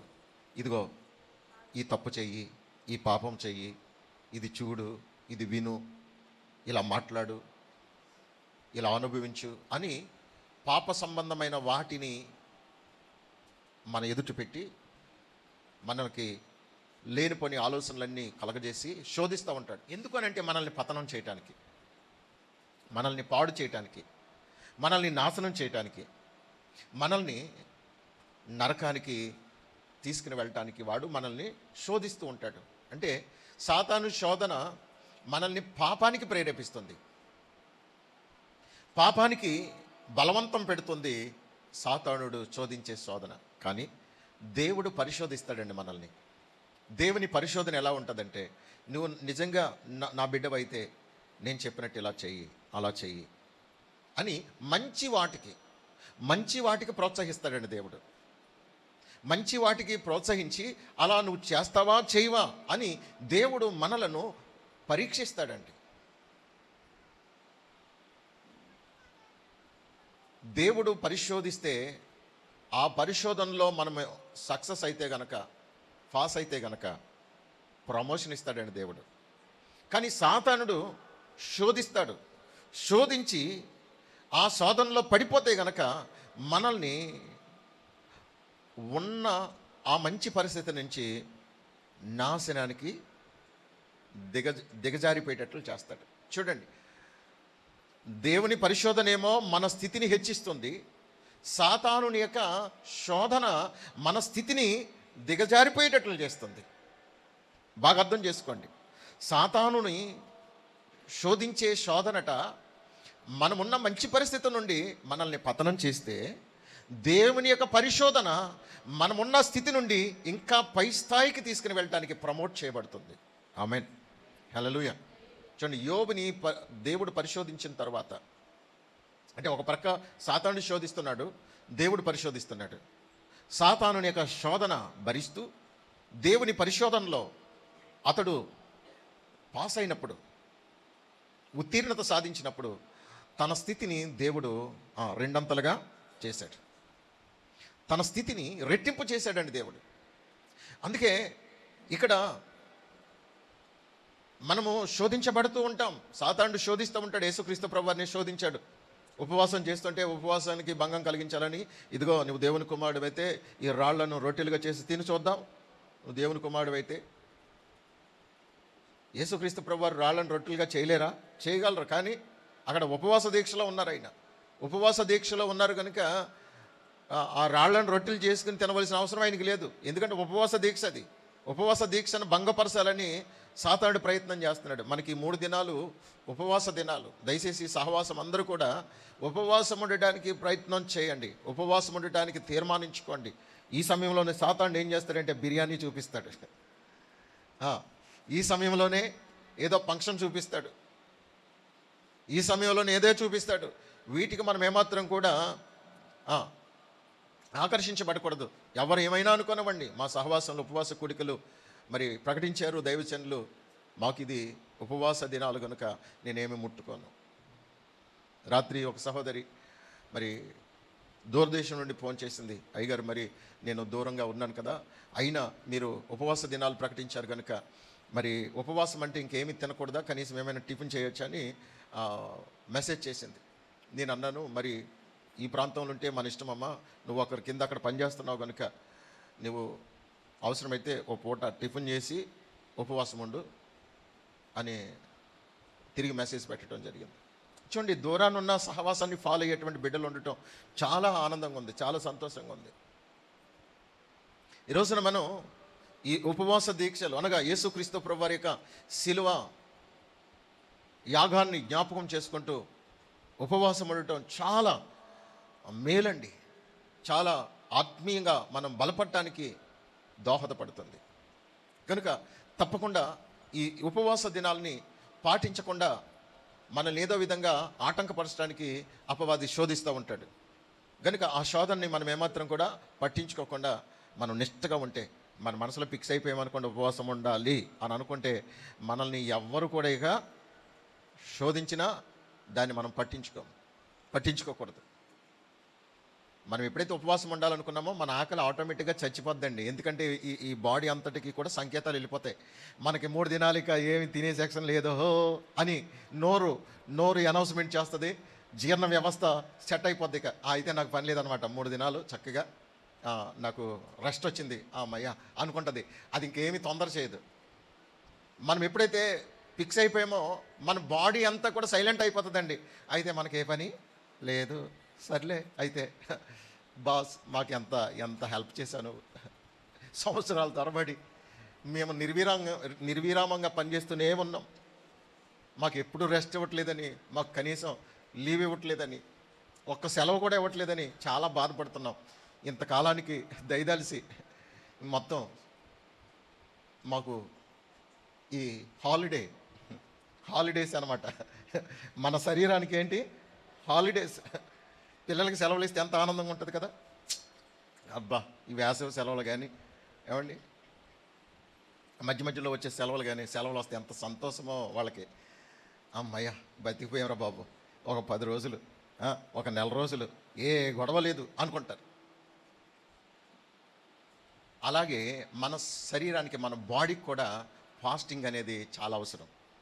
మన బాడీకి ఎప్పుడైతే ఫాస్టింగ్ పెట్టామో శరీరం ఎంత హ్యాపీ అవుతుందో తెలుసండి. మీరు పరీక్షించి చూడండి, ఉపవాసం ఉండాలి అని అనుకుంటే ఆకలి చచ్చిపోతుందండి ఆటోమేటిక్గా. మనం మామూలుగా ఆ పూట టిఫిన్ చేయకపోయినా కడుపు కాలిపోయినట్టుగా, దడొచ్చేసినట్టుగా ఉంటుంది మామూలుగా అయితే. అంటే తినాలి అనుకుంటాం కనుక అది ఆ టయానికి మనకి అది రాని అంటూ ఉంటుంది, వాడిపోతూ ఉంటుంది కడుపు. ఎప్పుడైతే ఉపవాసం ఉండాలనుకుంటామో ఇంకా అది సైలెంట్ అయిపోతుంది. అయితే మనకు పని లేదనమాట అనుకుంటుంది, మనల్ని తొందర చేయదు. Thank you sir, thank you madam, ఇంతకాలానికి నాకు కొంచెం రెస్ట్ ఇచ్చావు అని మన అవయవాలండి, మన జీర్ణ వ్యవస్థ అండి ఎంత హ్యాపీ ఫీల్ అవుతుంది. అందుకే ఇంకా కిక్కర మందండి, ఇంకేమీ మాట్లాడదు, ఆకలి అనిపించదండి. మీకు ఆ విషయం తెలుసా? 3 రోజుల తర్వాత తినాలన్నా తినబుద్ధి కాదండి అసలు. జీర్ణ వ్యవస్థ ఏమంటుందంటే, బాస్ ఇంకా ఒక రోజు నాకు ఇంకొక రోజు సెలవు ఇవ్వచ్చు కదా. పిల్లలకి సెలవు ఇచ్చేసిన తర్వాత సెలవులు అయిపోయినా సరే ఇంకో రోజు ఎగ్గొట్టేద్దామని చూస్తారు వాళ్ళు. మమ్మీ రేపు వెళ్తానులే, మా అమ్మాయి అమ్మ రేపు వెళ్తాను, ఇవాళకి ఎవరు రారు, ఈరోజు ఎవరు రారు, అనవసరంగా నేను ఒక్కనే ఉండాలి అన్నట్టుగా వాళ్ళు ఫీలింగ్. సర్లేరా ఇన్ని రోజులు మానేసి ఈరోజు పోలే, రేపు నుంచి వెళ్ళిపోవాలి అని అంటే రేపు నుంచి వెళ్ళిపోతాను మమ్మీ. చూసారు, ఇన్ని సెలవులు వాడేసుకున్నా సరే వాళ్ళు ఇంకో రోజు ఎక్స్ట్రా లీవ్ తీసుకోవాలనుకుంటారు. మన శరీరంలో ఉన్నటువంటి జీర్ణ వ్యవస్థ కూడా అలాగే అనుకుంటుందండి. నీవు 3 రోజులు తినకపోయినా దానికి బాధ ఏముండదు, హ్యాపీ. ఆ మర్నాడు కూడా తినకుండా ఉంటే బాగుండు కదా, అనవసరంగా నన్ను చంపుతావు ఎందుకు, మరలా నాకు పని పెడుతున్నాను నువ్వు, మానే ఈరోజు కూడా అన్నట్టుకుంటుందండి. తినాలనిపించదు, నిజంగా తినాలనిపించదు. నిజంగా ఖచ్చితంగా కఠినమైన మంచి ఉపవాసం చేసే వాళ్ళకి ఎవరికైనా ఫీలింగ్ అలాగే ఉంటుంది. అసలు తినకుండా ఉంటే కూడా ఉండదు కదా అనిపిస్తుంది. మొత్తం బాడీ అంతా కూడా రెస్ట్కి వెళ్ళిపోతుంది అనమాట అండి, హ్యాపీ. కనుక ప్రియులారా, మనము దేవుని సన్నిధిలో మనకొచ్చే శోధనని కనుక మనం ఒకసారి జయించామంటే ఆ శోధన విషయంలో మనం ఏమాత్రం కూడా బలహీనం కామనే సంగతి సాతానుడికి తెలుసు. కనుక వాడు మనలాంటి వాళ్ళ జోలికి రాడు. ఎవరైతే శోధనకి పడిపోతారో అలాంటి వాళ్ళ దగ్గరే ఉంటాడు సాతానుడు. ఏ విషయంలో అయినా కానివ్వండి, నువ్వు చూసే విషయంలో కానీ, తినే విషయంలో కానీ, త్రాగే విషయంలో కానీ, మాట్లాడే విషయంలో కానీ, వినే విషయంలో కానీ, చేసే విషయంలో కానీ, నువ్వు ఎక్కడెక్కడికి వెళ్తున్నావో నీ ప్రతి కదలికల విషయంలో నిన్ను శోధించడానికి నువ్వు బలహీనంగా ఉంటేనే వాడు నిన్ను వెంటాడతాడు. నువ్వు బలంగా ఉండి ఎప్పటికప్పుడు నోర్మై గెట్అవుట్, ఎవరి జోలికైనా వెళ్ళు, నా జోలికి వచ్చావంటే మర్యాద ఉండదు బావతలకి అనంటే కనుక సాతాను మన జోలికి రాడండి. ఎందుకంటే మనం స్ట్రాంగ్ పర్సన్ అని వాడికి తెలుసు, మనం బలవంతులమని తెలుసు. బలవంతుల దగ్గర ఎప్పుడు, జ్ఞానవంతుల దగ్గర, తెలివైన వాళ్ళ దగ్గర ఎవరి ఆటలు సాగవు. తెలివి తక్కువ వాళ్ళ దగ్గరే మోసాలు జరుగుతూ ఉంటాయి. ఎవరిని మోసం చేస్తారండి? మోసం చేసేవాడు ఎలాంటి వాళ్ళని మోసం చేస్తాడు? తెలివైన వాళ్ళని, తెలివి తక్కువ వాళ్ళని. తెలివి తక్కువ వాళ్ళనే మోసం చేస్తాడు, బలహీనల్ని మోసం చేస్తాడు. కనుక దేవుని ప్రజలంగా, దేవుని పిల్లలంగా మనం ఎప్పుడైతే బలవంతులంగా ఉంటామో అప్పుడు సాతానుడు మనల్ని మోసగించలేడు, శోధించలేడు. శోధించిన ఆ శోధనలో మన మీద వాడు జయం పొందలేడు, మనమే శోధనని జయించగలుగుతాం. ఎందుకంటే మన ప్రభువైన యేసుక్రీస్తు వారు శోధింపబడినను ఆ శోధనలో ఆయన పడిపోలేదు, పాపం చేయలేదు. కనుక మనం కూడా శోధించబడినప్పుడు సహితం బలవంతులంగా, ప్రార్థనాపరులంగా వాక్యాన్ని ఉపయోగించి అపవాదిని ఎదిరిందాం. ఏదైనా వాడు మనల్ని శోధిస్తున్నప్పుడు వాక్యాన్ని ఉపయోగించుదాం. యేసయ్య అలాగే వాక్యాన్ని ఉపయోగించారు. మనుషుడు రొట్టె వలన మాత్రమే కాదు, కానీ దేవుని నోట నుండి వచ్చే ప్రతి మాట వలన జీవించును, బ్రతుకును. ఈ మాట వాక్యంలో ఉన్నది కనుక వాక్యంలో ఉన్న మాటల్ని, వాక్యంలో ఉన్నటువంటి లేఖనాలని ఎప్పుడైతే మనము ఎత్తిపట్టి ఉపయోగిస్తున్నామో, అపవాది వాక్యం తెలిసిన వారి దగ్గర వాడు ఏమాత్రం కూడా నిలవలేడండి. వాక్యం మనల్ని బ్రతికిస్తుంది, వాక్యం మనల్ని పరిశుద్ధపరుస్తుంది, వాక్యం మనల్ని బలవంతులుగా చేస్తుంది, వాక్యం మనల్ని నిత్యరాజ్యానికి సిద్ధపరుస్తుంది. కనుక వాక్యం తెలిసిన వారి దగ్గర సాతానుని యొక్క ఆటలు సాగవు. కనుక మనము వాక్యాన్ని వినాలి, విన్నదాన్ని హృదయంలో భద్రపరుచుకోవాలి, భద్రపరుచుకున్న దాన్ని అవసరమైనప్పుడు ఉపయోగించాలి.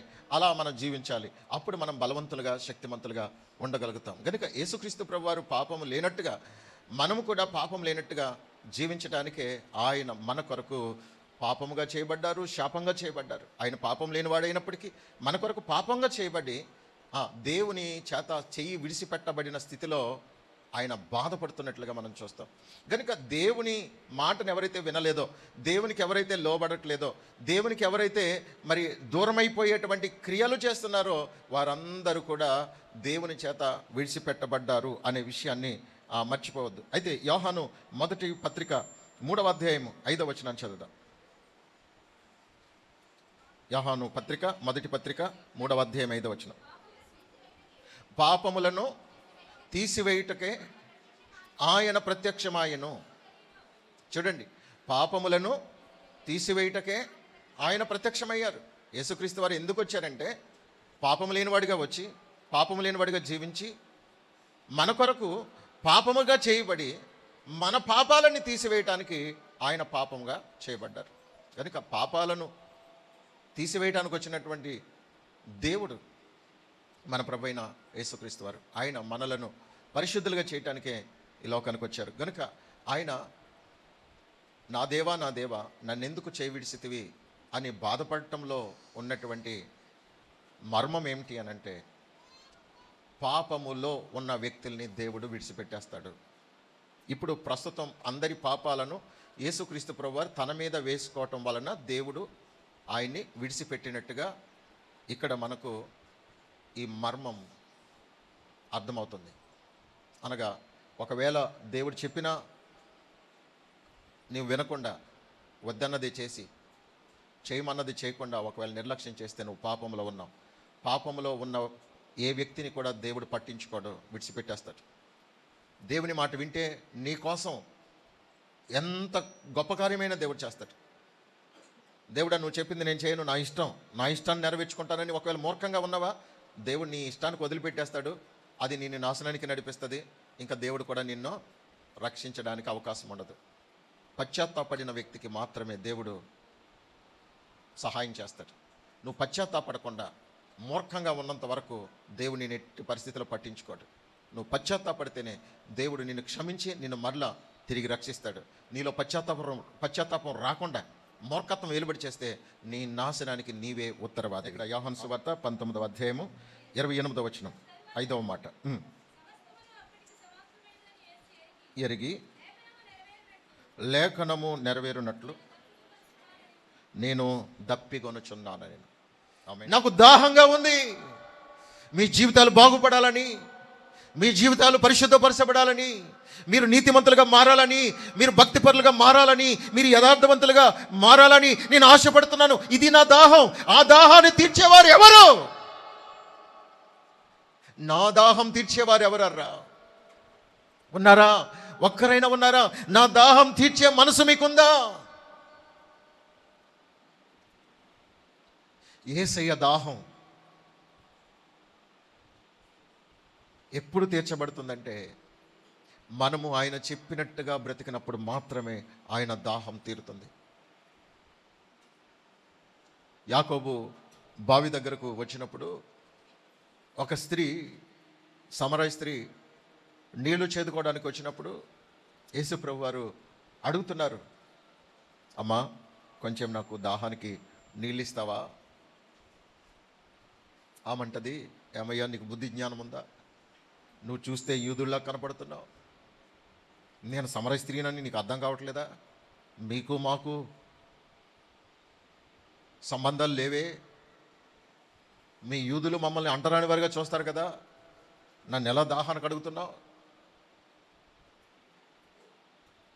నేనెవను పో అన్నట్టుగా మాట్లాడుతుంటే యేసయ్య ఓహో, నే నేను గనక నీకు నీళ్ళు ఇచ్చాను అనుకో, నా దగ్గర ఉన్న నీళ్ళు మామూలు నీళ్ళు కాదు.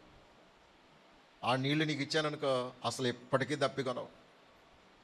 నేను నీళ్ళు అడుగుతుంటే ఇంత బాధపడిపోతున్నావు. నన్ను అడిగితే కనుక నేను నీకు నీళ్ళు ఇచ్చాననుకో ఎప్పటికీ దప్పికొనవు తెలుసా అని అంటే, అవునా అయ్యా, నేను ఇంత దూరం రాకుండా నీ దగ్గర ఉన్నాయి అంటున్నావే ఆ నీళ్ళు ఏదో నాకు ఇవ్వయ్యా,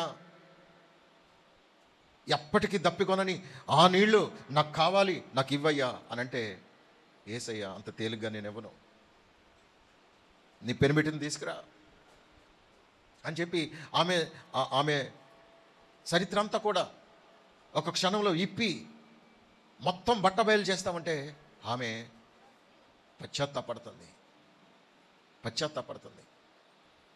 ఆయనిచ్చే నీళ్లు, ఆయనిచ్చే జీవజలాలు, ఆయనిచ్చే వాక్యం, ఆయనిచ్చే పరిశుద్ధాత్మ మన జీవితాలను జీవితాంతం తృప్తిపరుస్తుందండి. స్తోత్రం, హల్లెలూయా. దేవునికి మహిమ కలుగునుగాక. ఈ లోకం కొరకైన దాహం, ఈ లోకాశల కొరకైన దాహం ఇక మనకుండదు. ఆయనిచ్చే నీళ్లు త్రాగితే ఈ వాక్యమనే జీవ జలాలను, ఆయన మనకు అనుగ్రహించిన పరిశుద్ధాత్మనే వరాన్ని మనం అనుభవిస్తున్నప్పుడు ఈ లోక సంబంధమైన దాహం అంతా కూడా మనకి విరక్తి కలుగుతుందండి. ఈ లోక సంబంధమైన దాహం ఉండదు మనకు. ఆత్మ సంబంధమైన దాహం, దేవుని గురించి నేను ఇంకా వినాలి, దేవుని వాక్యం ధ్యానం చేయాలి, దేవుని వాక్యాన్ని వినాలి, దేవుని సన్నిధిలో ప్రార్థన చేసుకోవాలి, దేవునికి ఇష్టమైనట్టుగా బ్రతకాలి అనేటువంటి ఆధ్యాత్మికమైనటువంటి ఆ తృష్ణ, ఆధ్యాత్మికమైనటువంటి ఆ దప్పిక తప్ప వేరే లోక సంబంధమైన దాహం మనకు ఉండదు. లోక సంబంధమైన దాహం అది మనల్ని మరణానికి తీసుకుని వెళ్తుంది. కానీ ఆధ్యాత్మికమైన దాహం మనల్ని పరమునకు చేరుస్తుంది. ఆమేన్. చూడండి, ఒక వ్యక్తికి అసలు దాహమే ఉండట్లేదు అనుకోండి, చూసారా, మనకి గుడ్ ఫ్రైడే అనగానే అందరూ ఎంత ఆసక్తిగా రావాలో, కానీ చాలామంది రాలేకపోతున్నారంటే వాళ్ళకి సిలువను గుర్చినటువంటి వార్త, సిలువ మరణమును గుర్చినటువంటి అవగాహన వారికి లేదు. కొంతమందికి అవకాశం ఉండి కూడా రాలేని వారు ఉన్నారు, కొంతమందికి అవకాశం లేక రాలేదనుకోండి. అయితే ఇక్కడ ప్రియులారా, విషయం ఏంటంటే, ఒక ఆరోగ్యంగా ఉన్న వ్యక్తికి దాహం అనిపిస్తుంది, కానీ ఓ రోగిష్టి కలిగిన వ్యక్తికి దాహం అనిపిస్తుందా? కొంచెం నీళ్ళు తాగన్నా సరే, నేను తాగాలని నాకు లేనప్పుడు ఎలా తాగను నేను అని దెబ్బలాడతాడు. నీళ్ళు తాగించడానికి కూడా కొంచెం నీళ్ళు తాగు తాగాలనిపిస్తుంది, నేను తాగుతాను కదా, నా ప్రాణం తీస్తావు ఎందుకు అంటాడు ఆ రోగిష్టి. ఎందుకంటే ఆరోగ్యం క్షీణించిపోయినప్పుడు దాహం మీద ఉండదు, తిండి మీద ఆకలి దప్పిక ఉండదు మనిషికి. ఎందుకంటే అది రోగం కనుక. కొంతమందికి రోగం అండి, మాయ రోగం. ఓ ప్రార్థన అనరు, ఒక చర్చ్ అనరు, ఏమున్నది వాళ్ళకి. లోకంలో వాళ్ళ ఇష్టానుసారంగా జీవించి చచ్చిన స్థితిలో ఉండి వాళ్ళకి ఆధ్యాత్మికమైన ఈ తృష్ణ, ఆధ్యాత్మికమైన ఈ ఆకలి, ఆధ్యాత్మికమైన ఈ దప్పిక లేక నశించిపోయే స్థితిలో ఉన్నారు చాలామంది. ఆరోగ్యంగా ఉన్న వ్యక్తి గంటకి నీళ్ళు తాగుతాడు, 2 గంటలకో 3 గంటలకో తినాలనిపిస్తుంది. ఎందుకంటే ఆరోగ్యంగా ఉన్నారు, అవయవాలు పనిచేస్తున్నాయి, ఆకలి అనిపిస్తుంది, దప్పిక అనిపిస్తుంది.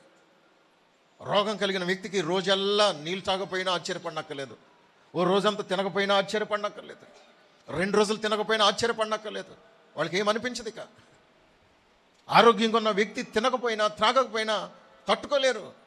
ఆకలి దాహం వాళ్ళని వేధిస్తూ ఉంటుంది. ఆధ్యాత్మికంగా మనం ఆరోగ్యంగా ఉంటే గనక దేవుని కొరకు, దేవుని సన్నిధి కొరకు, దేవుని వాక్యం కొరకు పరితపిస్తాం, తహతహలాడుతాం. నా ప్రియమైన వాళ్ళరా, ఆధ్యాత్మికమైన దాహం మనలో ఉండాలి.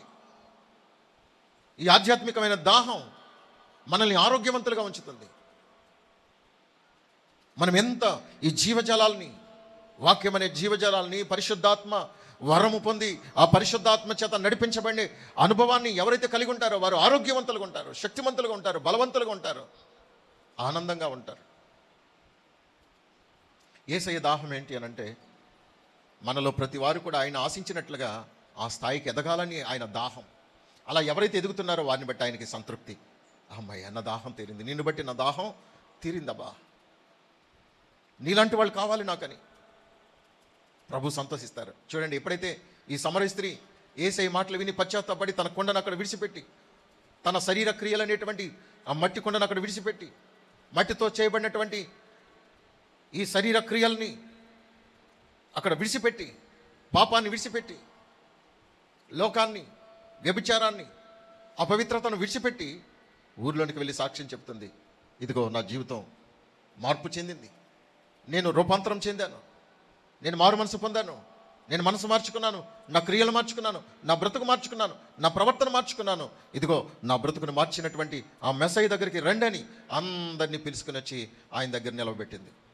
ఆహా, ఎంత అద్భుతమైన సన్నివేశం ఇది. ఆమె దాహం తీర్చబడింది. ఇప్పుడు యేసయ్య మాటలు వింటున్నప్పుడే ఆమె దాహం తీర్చబడింది. ఆమె జీవితం ఎప్పుడైతే మార్చబడిందో యేసయ్య దాహం కూడా తీరిపోయింది. అంతే కదండి, యేసయ్య ఆకలి కూడా తీరిపోయింది. శిష్యులు ఆహారం కొనడానికి వెళ్ళొచ్చి కొనుక్కొని వచ్చి, బోధకుడా ఇదిగో ఆహారం తెచ్చాం తిను అనంటే, నేను తినేసా అన్నారు. తినేసావా? ఈలోగా ఇప్పుడు తినేసావు, ఎవరో పట్టుకొచ్చి ఉంటారులే అని అనుకుని, ఎవరు పట్టుకొచ్చారు ప్రభా, ఏం తిన్నావు అని అడిగితే, లేదు లేదు అమ్మా, నన్ను పంపిన వాని చిత్తము నెరవేర్చుటయు, ఆయన పని తుదముట్టించుటయు నాకు ఆహారమై ఉన్నది. ఆయన చిత్తం జరిగించటం, ఆయన పని తుదముట్టించటం నాకు ఆహారం. దేవుని చిత్తం చేయటం, ఇది సమాప్తమైనది అనే దాంట్లోకి ఈ వచనం వస్తుందండి. ఆరో మాట ఏంటి? సమాప్తమైనది. సమాప్తమైనది ఏంటి సమాప్తమైంది? ఆయన ఈ లోకానికి వచ్చిన పని సమాప్తమైంది.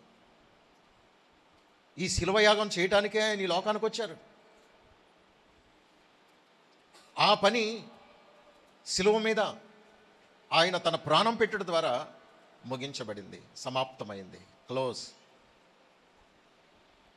కంప్లీట్ అయిపోయింది. ఆయన వచ్చిన పని ముగించబడింది, ఆయన వచ్చిన చిత్తం నెరవేర్చబడింది. ప్రభువైన యేసుక్రీస్తు వారు ఈ లోకానికి ఎందుకు వచ్చారో ఆ కార్యం చేసిన తర్వాత సమాప్తమైంది అని చెప్పారు. ప్రియులారా, ఈ లోకానికి మనం ఎందుకు వచ్చామో మనకు తెలియాలి. ఆయన ఈ లోకానికి వచ్చిన పని, పరలోకం నుండి భూమి మీదకి వచ్చిన పని అయిపోయింది. మనకు కూడా ఒక పని ఉంది. పరలోకం నుండి మనం కూడా భూమి మీదకి పంపించబడ్డాం. నీకో పని, నాకో పని, మనందరికీ వేరు వేరు పనులు ఉన్నాయి. ఒక్కొక్కరు వారి వారి పని, దేవుడు ఉద్దేశించిన పని, దేవుడు చేయమన్న పని మన ద్వారా సంపూర్ణం అవ్వాలని ఆయన ఉద్దేశం అయి ఉన్నది. ఆయన తన ప్రాణం పెట్టడానికి ఈ లోకానికి వచ్చారు, తన ప్రాణం పెట్టారు, తన అమూల్యమైన రక్తాన్ని సర్వ మానవాళి కొరకు ఆయన దారపోయట ద్వారా మన పాపములకు ప్రాయశ్చిత్తం కలిగింది. ఆయన వచ్చిన పని అయిపోయింది, సమాప్తమైంది. ఆయన చేయవలసిన పని ఆయన చేశారు. ఇంకా మిగిలి ఉన్న ఆ పని నీ ద్వారా, నా ద్వారా, మనందరి ద్వారా జరగాలి. మరి నీ పని ఏంటో నీకు తెలుసా? నువ్వు సమాప్తం చేయవలసింది ఏంటి? దేవుని చిత్తం నీ పట్ల ఏమై ఉన్నది అడిగి తెలుసుకో. దేవుని చిత్తం నా పట్ల నేను సేవ చేయాలని ఆయన సంకల్పమై ఉన్నది. ఆయన సువార్త ప్రకటించాలని, ఆ మహిమ గల పరిచర్యలో నేను పాలిభాగం పొందాలని ఆయన చిత్తమై ఉన్నది. అది నేను తెలుసుకున్నాను, అది నేను గ్రహించిన రోజున నా జీవితాన్ని పూర్తిగా దేవునికి అప్పగించేశాను.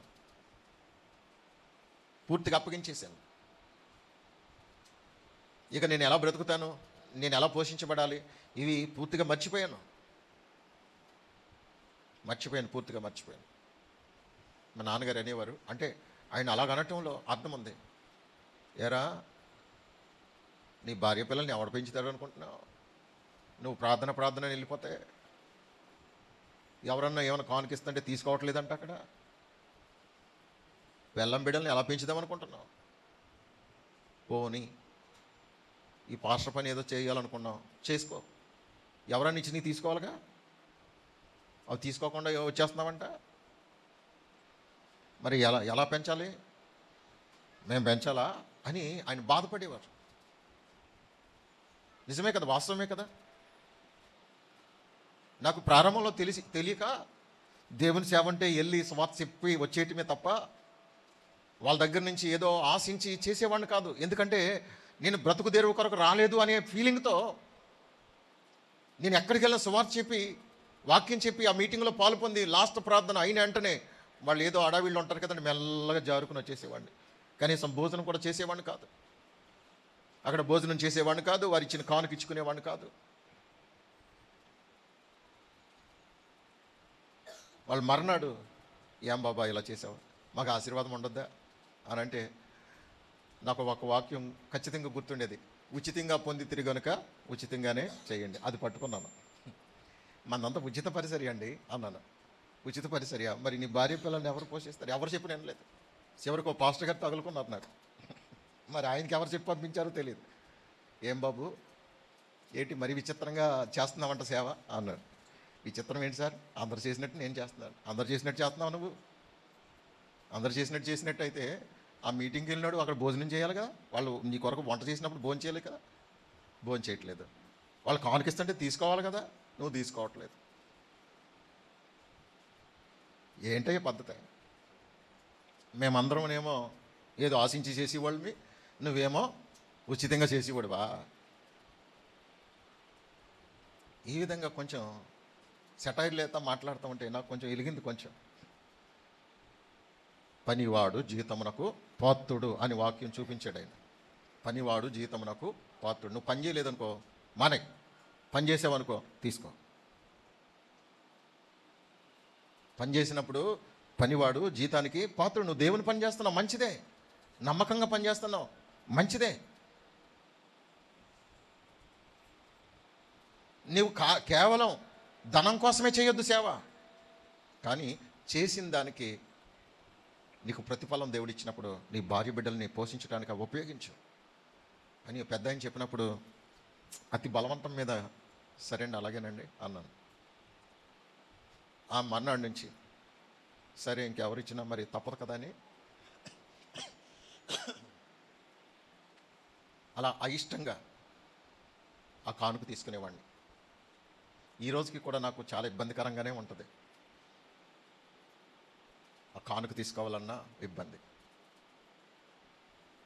కారణం ఏంటి తెలుసా? నా హృదయంలో ఉన్న భారం ఒక్కటే, నా ప్రభు కొరకు ఏదో చేయాలి. నాకేం లేకపోయినా పర్లేదు, అదే నేను ఒక్కడనైతే ఏ గాలి పీల్చుకున్న బతికేది. మరి కనుక భార్య పిల్లలు కుటుంబ వ్యవస్థ ఉంది కనుక తప్పలేదు ఇక. ఆమేన్, హల్లెలూయా. ప్రారంభంలో సంఘం లేని సమయంలో చాలా ఇబ్బందులు పడేవాళ్ళమండి. అయినా మరి నా భార్య నా పిల్లలు మాతో పాటు ఏకీభవించారు పస్తులున్నప్పుడు.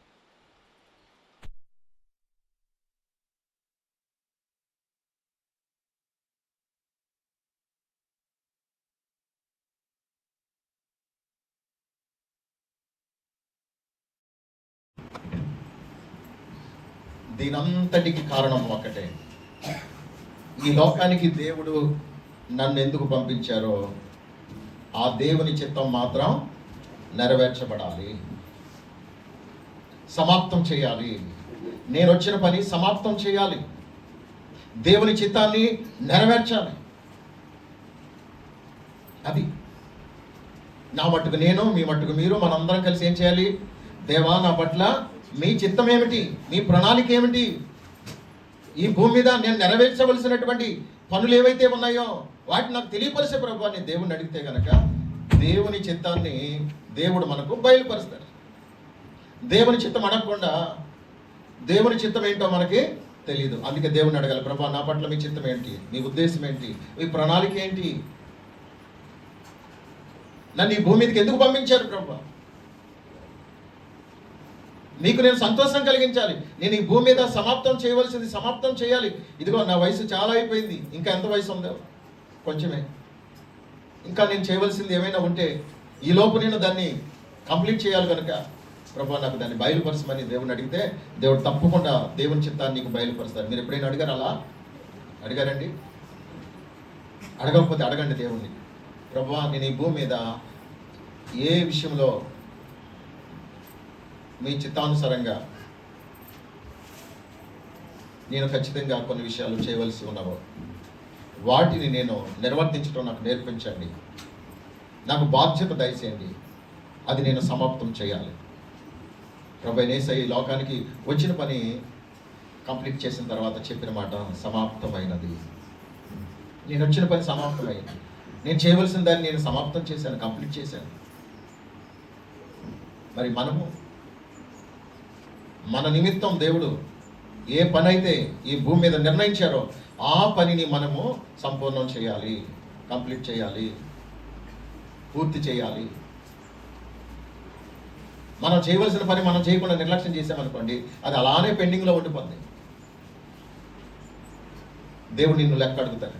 నేను భూమి మీద నువ్వు చెయ్యాలని ఒక పని నేను నిర్ణయించాను, కానీ ఆ పని విషయంలో నీవు నిర్లక్ష్యం చేశావు, తప్పించుకున్నావు, దాన్ని నీవు దుర్వినియోగం చేశావు. నీకు కొంత ధనం ఇచ్చాను, ఆ ధనం ద్వారా నా పని చేయాలని. నీకు బలాన్ని ఇచ్చాను, నా కొరకు పరిసరి చేయాలని. నీకు మంచి సమయం ఇచ్చాను, కానీ ఆ సమయాన్ని కూడా నా కొరకు ఉపయోగించలేదు. నువ్వు వ్యర్థమైన వాటికి ఉపయోగించావు. నీకు ఇచ్చిన ధనాన్ని వ్యర్థమైన వాటి కొరకు ఉపయోగించావు, నీ కొరకు దాచుకున్నావు. నీకు ఇచ్చిన బలాన్ని నువ్వు కేవలం సోమరిగా ఉండటానికే ఉపయోగించావు తప్ప నీవు నా కొరకు ప్రయాసపడడానికి కానీ, ప్రార్థించడానికి కానీ, నా కొరకు నా సన్నిధికి పరుగులెట్టడానికి కానీ నువ్వు ఉపయోగించలేదు. నువ్వు అన్నిటిలో మైనస్, అన్నిటిలో కూడా నీవు విఫలమైపోయావు. నా కొరకు చేయవలసిన పని ఏదైతే ఉందో దానిని నీవేమాత్రం కూడా నిర్వర్తించలేదు. కాబట్టి నీకు విధించవలసిన శిక్షను నీ కొరకు సిద్ధపరిచాను. పదాన్ని దేవుడు మనకి ఇవ్వాల్సిన పనిష్మెంట్ని ఇస్తాడండి. అంత తేలికేం కాదండి జీవితం అంటే. మనకి ఎందుకులే, నా ఇష్టం అని ఇప్పుడు అనుకుంటావు నువ్వు. కానీ దేవుడు నీవు చేయవలసినటువంటి కొన్ని పనుల్ని దేవుడు నీ కొరకు కేటాయించి నీకు అర్థమయ్యేలా చెబుతున్నా సరే, నాకు ఎందుకులే నీ తప్పించుకునేటువంటి దొంగలాగా, నువ్వు సోమరిలాగా, నువ్వు బాధ్యత లేని వ్యక్తిగా తప్పించుకుంటే రేపు నీ పని ఎలా కంప్లీట్ అవుతుంది? చూడండి, కొంతమంది పిల్లలు హోంవర్క్ ఇచ్చినా చేయరు. స్కూల్కి వెళ్ళిన తర్వాత హోంవర్క్ చేసేవారా పిల్లలు? డాక్టర్ అండి, జ్వరం అంటే, తలపోటు అంటే, స్కూల్లో వేసాలండి నాకు తెలుసు కదా.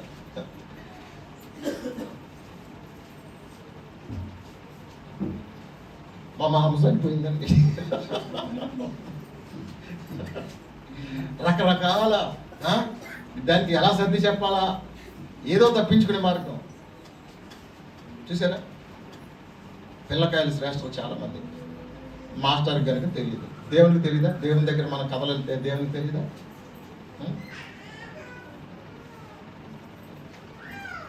నాకు తెలిసిన ఒక ఆయన ఉన్నాడు. ఆయన డ్యూటీకి ఎందుకు రాలేదంటే, ఓ రోజు మా తాత చచ్చిపోయాడు, మా మామ చచ్చిపోయింది, ఎవరో చచ్చిపోయాడు, పాపం ఎంతమందిని చంపేసి కూడా ఆయన ఒట్టిదే. ప్రియులరా, మనము దేవుని కొరకు నిజంగా బాధ్యత కలిగిన వ్యక్తులుగా నిలబడగలిగితే, నీ కొరకు దేవుడు నిర్ణయించిన పని ఏదైతే ఉందో ఆ నిర్ణయించబడిన పనిని నువ్వు కంప్లీట్ చేయగలుగుతావు. మీకు ఒక విషయం తెలుసా? నేను లోకంలో ఉన్నప్పుడు కూడా ఒక కోతకి వెళ్తే కనుక నా కోత కోసేగా నా పక్క వాడు బలహీనంగా, నిజం చెప్తున్నాను దేవుని ఎదుట, ఎవరైతే బలహీనంగా ఉన్నారో, పని చేయలేరో అలాంటి వాళ్ళు నా పక్కన పెట్టేవారండి. వాళ్ళ పని నా పని కూడా చేసేసేవాడిని. నేను ఎందుకు చేయాలి అనుకునేవాడిని కాదు.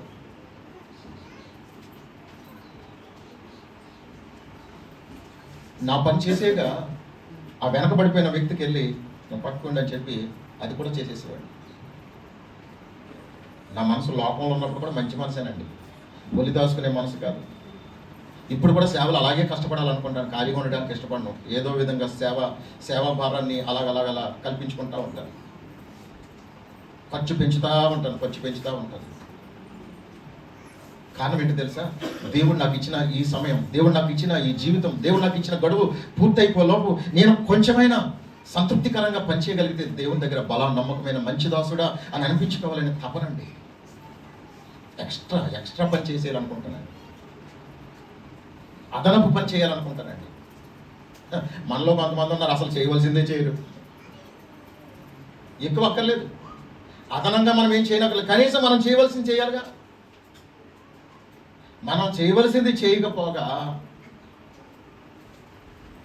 మనం ఏదో పెద్ద భక్తి పనులంగా బిల్డప్ ఇవ్వడం ఎంత మోసం, ఒకసారి ఆలోచించండి. జాగ్రత్త. ప్రతి ఒక్కరు కూడా బాధ్యతగా జీవితాన్ని ప్రతిరోజు కూడా చాలా భయంతో గడపాలి. ఆమేన్. హల్లెలూయా. దేవునికి మహిమ కలుగును గాక. మన జీవితం ఎప్పుడు ముగించబడుతుందో తెలియదండి. ఆ లోపు మనం చేయవలసిన పనిని కంప్లీట్ చేయాలి.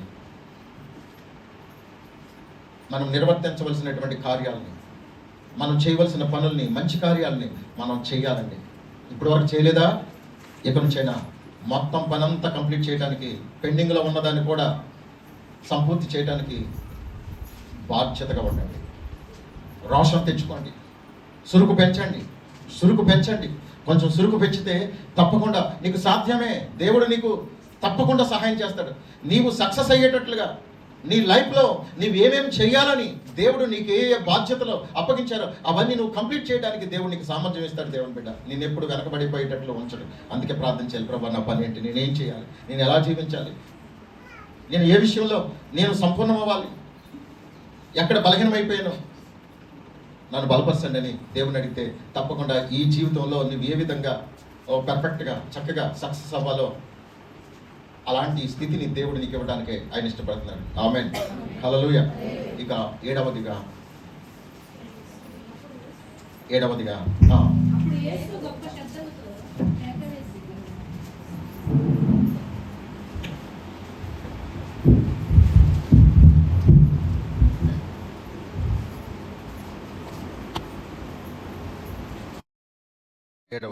లూకాసు వార్త 23:46. తండ్రి నీ చేతికి నా ఆత్మను అప్పగించుకొనుచున్నాను. స్తోత్రం. తండ్రి నీ చేతికి నా ఆత్మను అప్పగించుకొనుచున్నాను. ప్రియులరా, ఈ 7వ మాట చాలా ప్రాముఖ్యమైనదండి. ఎందుకంటే అసలు మన జీవితం అంతా ఈ ఆత్మ మీదే ఆధారపడి ఉంది.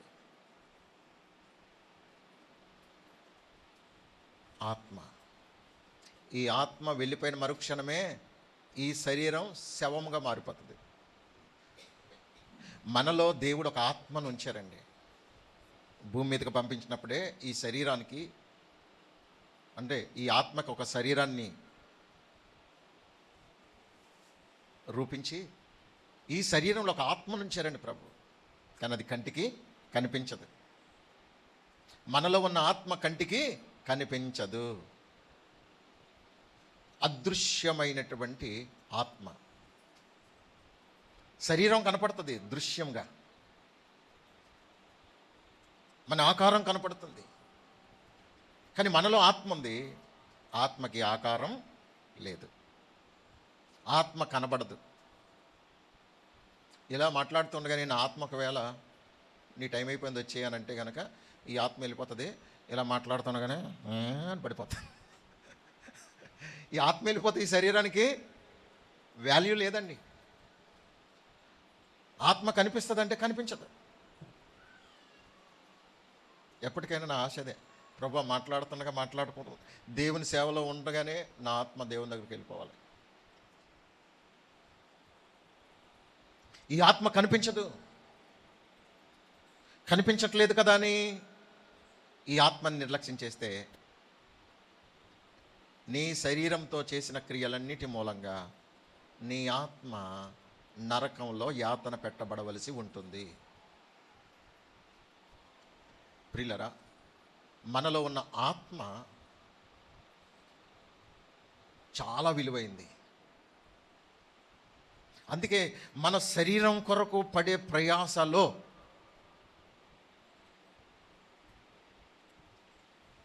మనం పొందుకునేది ఏమీ లేదు అని గుర్తించిన నాడే ఈ ఆత్మ కొరకు మనం ప్రయాసపడటం నేర్చుకోగలుగుతాం. తండ్రి నీ చేతికి నా ఆత్మను అప్పగించుకొంచున్నాను అన్నట్లుగానే మనము కూడా అదే విధంగా చెప్పగలిగే స్థాయికి ఎదగాలి. అదే అనుభవానికి ఎవరు ఎదిగారు తెలుసా? స్తెఫన్ని రాళ్లతో కొట్టి చంపుతున్నప్పుడు, ప్రభువా నీ చేతికి నా ఆత్మను అప్పగించుకొంచున్నానని స్తెఫను పలికాడండి. అంటే అతడు ఎలాంటి సిద్ధపాటు కలిగి ఉన్నాడో తెలుసా?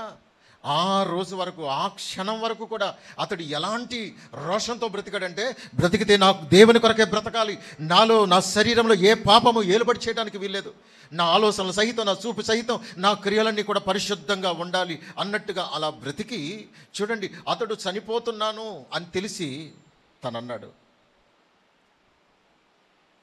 చనిపోతున్నానని తెలిసి కూడా అతడు ఎంత కాన్ఫిడెంట్గా ఉన్నాడంటే, తండ్రి, ప్రభువా, నా దేవా, నా ఆత్మను నీ చేతికి అప్పగించుకుంటున్నానయ్యా.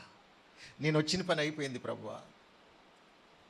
ఈ మరణించే సమయంలో సహితం మీ కొరకే ప్రకటిస్తూ చనిపోతున్నానయ్యా. ఇంకెంతకంటే గొప్ప భాగ్యం ఏమైనా ఉంటుందా అని ఒక ప్రక్క రాళ్లతో కొట్టబడుచు అతడు చిత్రహింస అనుభవిస్తున్నప్పటికీ కూడా, దేవా నాకు ఈ శిక్ష ఏంటయ్యా, ఈ బాధ ఏంటయ్యా, నన్ను ఎందుకు తప్పించట్లేదు అని అడగట్లా.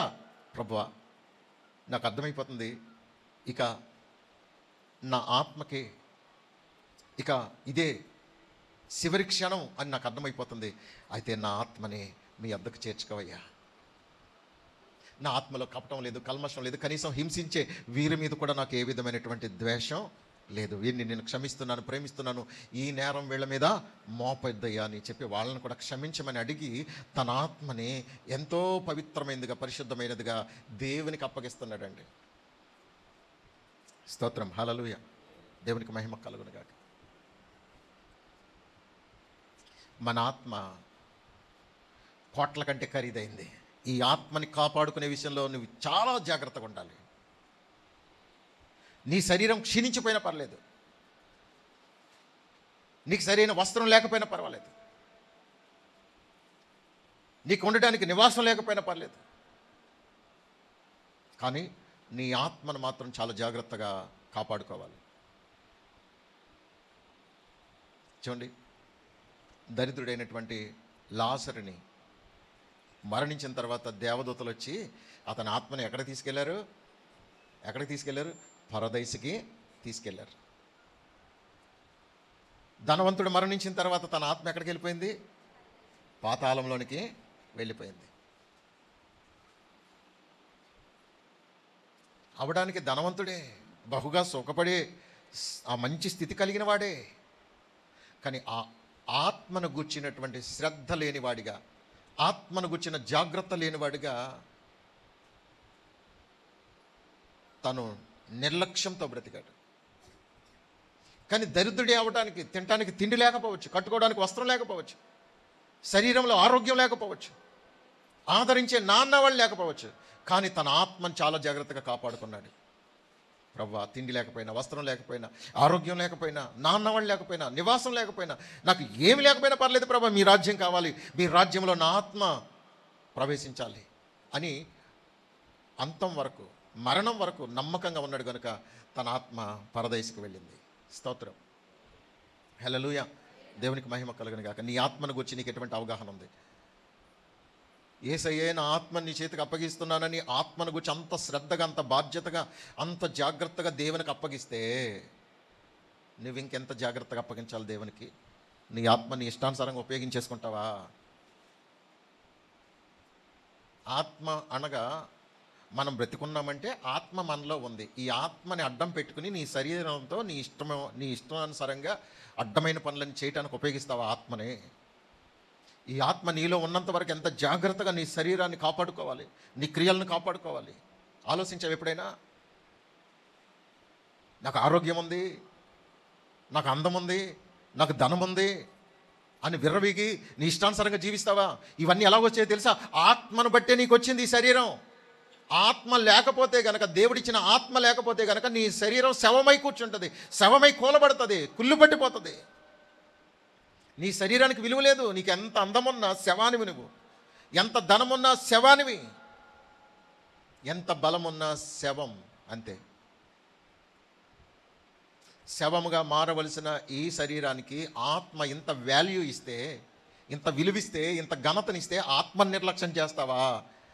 ఆత్మను అడ్డం పెట్టుకుని అడ్డమైన పనులన్నీ చేస్తావా? నీ ఇష్టానుసారంగా జీవిస్తావా? నీకెక్కడిది అధికారం? చూడండి, నీలో ఉన్న ఆత్మ విలువ ఎప్పుడైనా తెలుసా నీకు? నీలో ఉన్న ఆత్మను గురించి ఎప్పుడైనా ఆలోచించావా? ఆత్మను ఉపయోగించేసుకుంటున్నావు, కానీ ఆత్మను పట్టించుకోవట్లేదు, ఆత్మను పోషించట్లేదు, ఆత్మను బ్రతికించడానికి ఇష్టపడట్లేదు. నీ శారీరక క్రియలు ఎప్పుడైతే చెడిపోయినాయో నీ ఆత్మ అంతా పాడైపోయింది. కానీ ఈ ఆత్మ ఒక రోజు నరకానికి వెళ్ళిపోయే ప్రమాదంలో ఉంది. అందుకే మిగిలిన శేష జీవితాన్ని ఈ ఆత్మని బాగు చేసే పనిలో పడు. ఈ ఆత్మకున్న కల్మషం తీసేసేటువంటి బాధ్యతాయుతమైనటువంటి వ్యక్తిగా బ్రతుకు.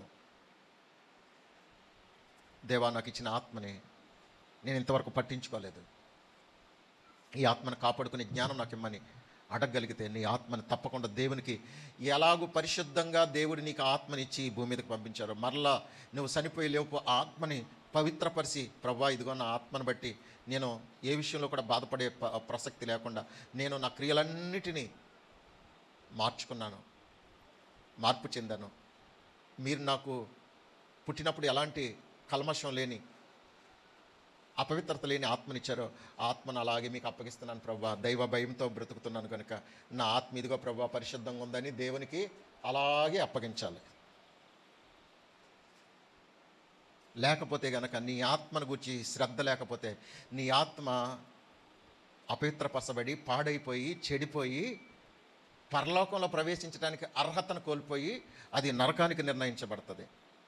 మనలో ఉన్న ఆత్మ దేవుడు పరిశుద్ధంగా మనకు అప్పగించారు. తిరిగి మరలా ఈ ఆత్మను ఉపయోగించుకున్న మనం తిరిగి ఆయనకి ఎలాగ చెప్పాలి? పరిశుద్ధంగానే అప్పగించాలి. పరిశుద్ధంగా అప్పగించకపోతే పరలోకం వెళ్ళటానికి దానికి అర్హత ఉండదు, దాటదు, బోర్డర్ దాటదు ఆత్మ.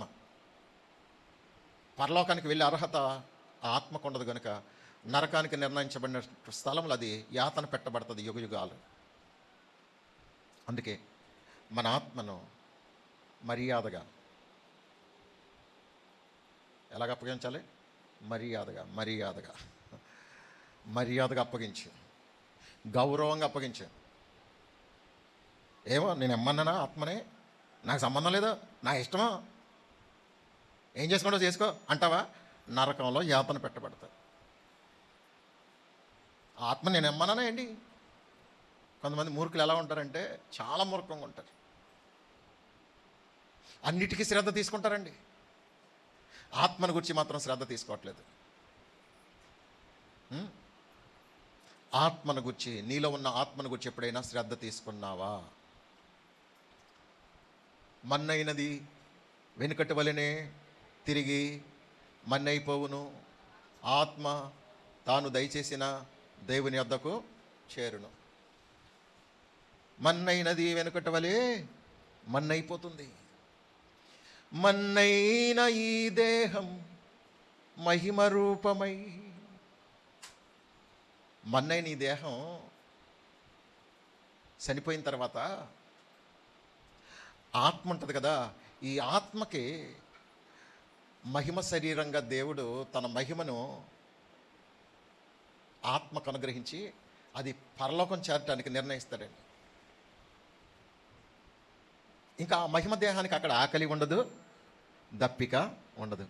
ఈ ఆత్మ ఇక్కడ ఏ వాక్యం చేత, పరిశుద్ధాత్మ నడిపింపు చేత ఆకలి దాహం తీర్చుకున్నదో, ఇక్కడ సిద్ధపడినటువంటి ఈ ఆత్మకి అక్కడికి వెళ్ళిన తర్వాత ఆకలి దప్పిక ఉండదు. మన్నైన ఈ దేహం మహిమ రూపమై ధవల వర్ణ వస్త్రములు ధరించెదం, నాదుడేసుకు నవవధువులం, నీతి పాలనలో యువరాజులం. ఈ లోకయాత్రలో బాటసారులం, ఈ జీవన కడలిలో పరదేశులం. క్షణభంగురం ఈ క్షయ జీవితం, అక్షయ నగరం మనకు శాశ్వతం. ప్రతి బాష్ప బిందువును తుడిసివేయును, చింతలన్నీ తీర్చి ప్రభు సెంత నిలుసును. ఆకలి లేదు, దప్పిక లేదు, ఆహా మన యేసుతో నిత్యానందం. ఆకలి లేదు, దప్పిక లేదు, ఆహా మన యేసుతో నిత్యానందం. అది మన అసలైన జీవితం. ఈ లోకంలో నీ శరీర సోగు చూసుకుని నువ్వు చేయరాని పనులన్నీ చేసి నీ మూర్ఖత్వాన్ని, నీ దుర్మార్గాన్ని, నీ దుష్టత్వాన్ని ప్రదర్శిస్తూ నీలో ఉన్న ఆత్మని నాశనం చేసుకుంటున్న నా ప్రియమైన సహోదరి సహోదరుడా, నా ప్రియమైన తల్లి తండ్రి, నా ప్రియమైన దేవుని బిడ్డ, ఎప్పటికైనా గ్రహించండి అర్రా. మనలో ఉన్న ఆత్మకు మనం మేలు చేద్దాం, మన ఆత్మని మనం రక్షించుకుందాం. అందుకే మీ ఆత్మలను రక్షించుటకు శక్తిగల వాక్యమును సాత్వికముతో అంగీకరించుడి. మన ఆత్మల్ని రక్షించడానికి దేవుడు మనకిచ్చింది ఏంటో తెలుసా? శక్తిగల వాక్యం. ఈ శక్తిగల వాక్యాన్ని సాత్వికంతో అంగీకరించాలంట. అలాగే ప్రభువా, అలాగే మీరు చెప్పినట్టు వింటాను ప్రభువా అన్నారు. చెప్పావులే, నువ్వు చెప్పినట్టు నేను చేసేయాలా అనే మూర్ఖత్వం, గర్వం, పొగరుంటా చూసావా, నువ్వు ఎప్పటికీ బాగుపడలేవు. నీ ఆత్మని నాశనం చేసుకోవడానికి నీ పొగరు, నీ గర్వం, నీ అహంకారమే కారణమవుతుంది. జాగ్రత్త.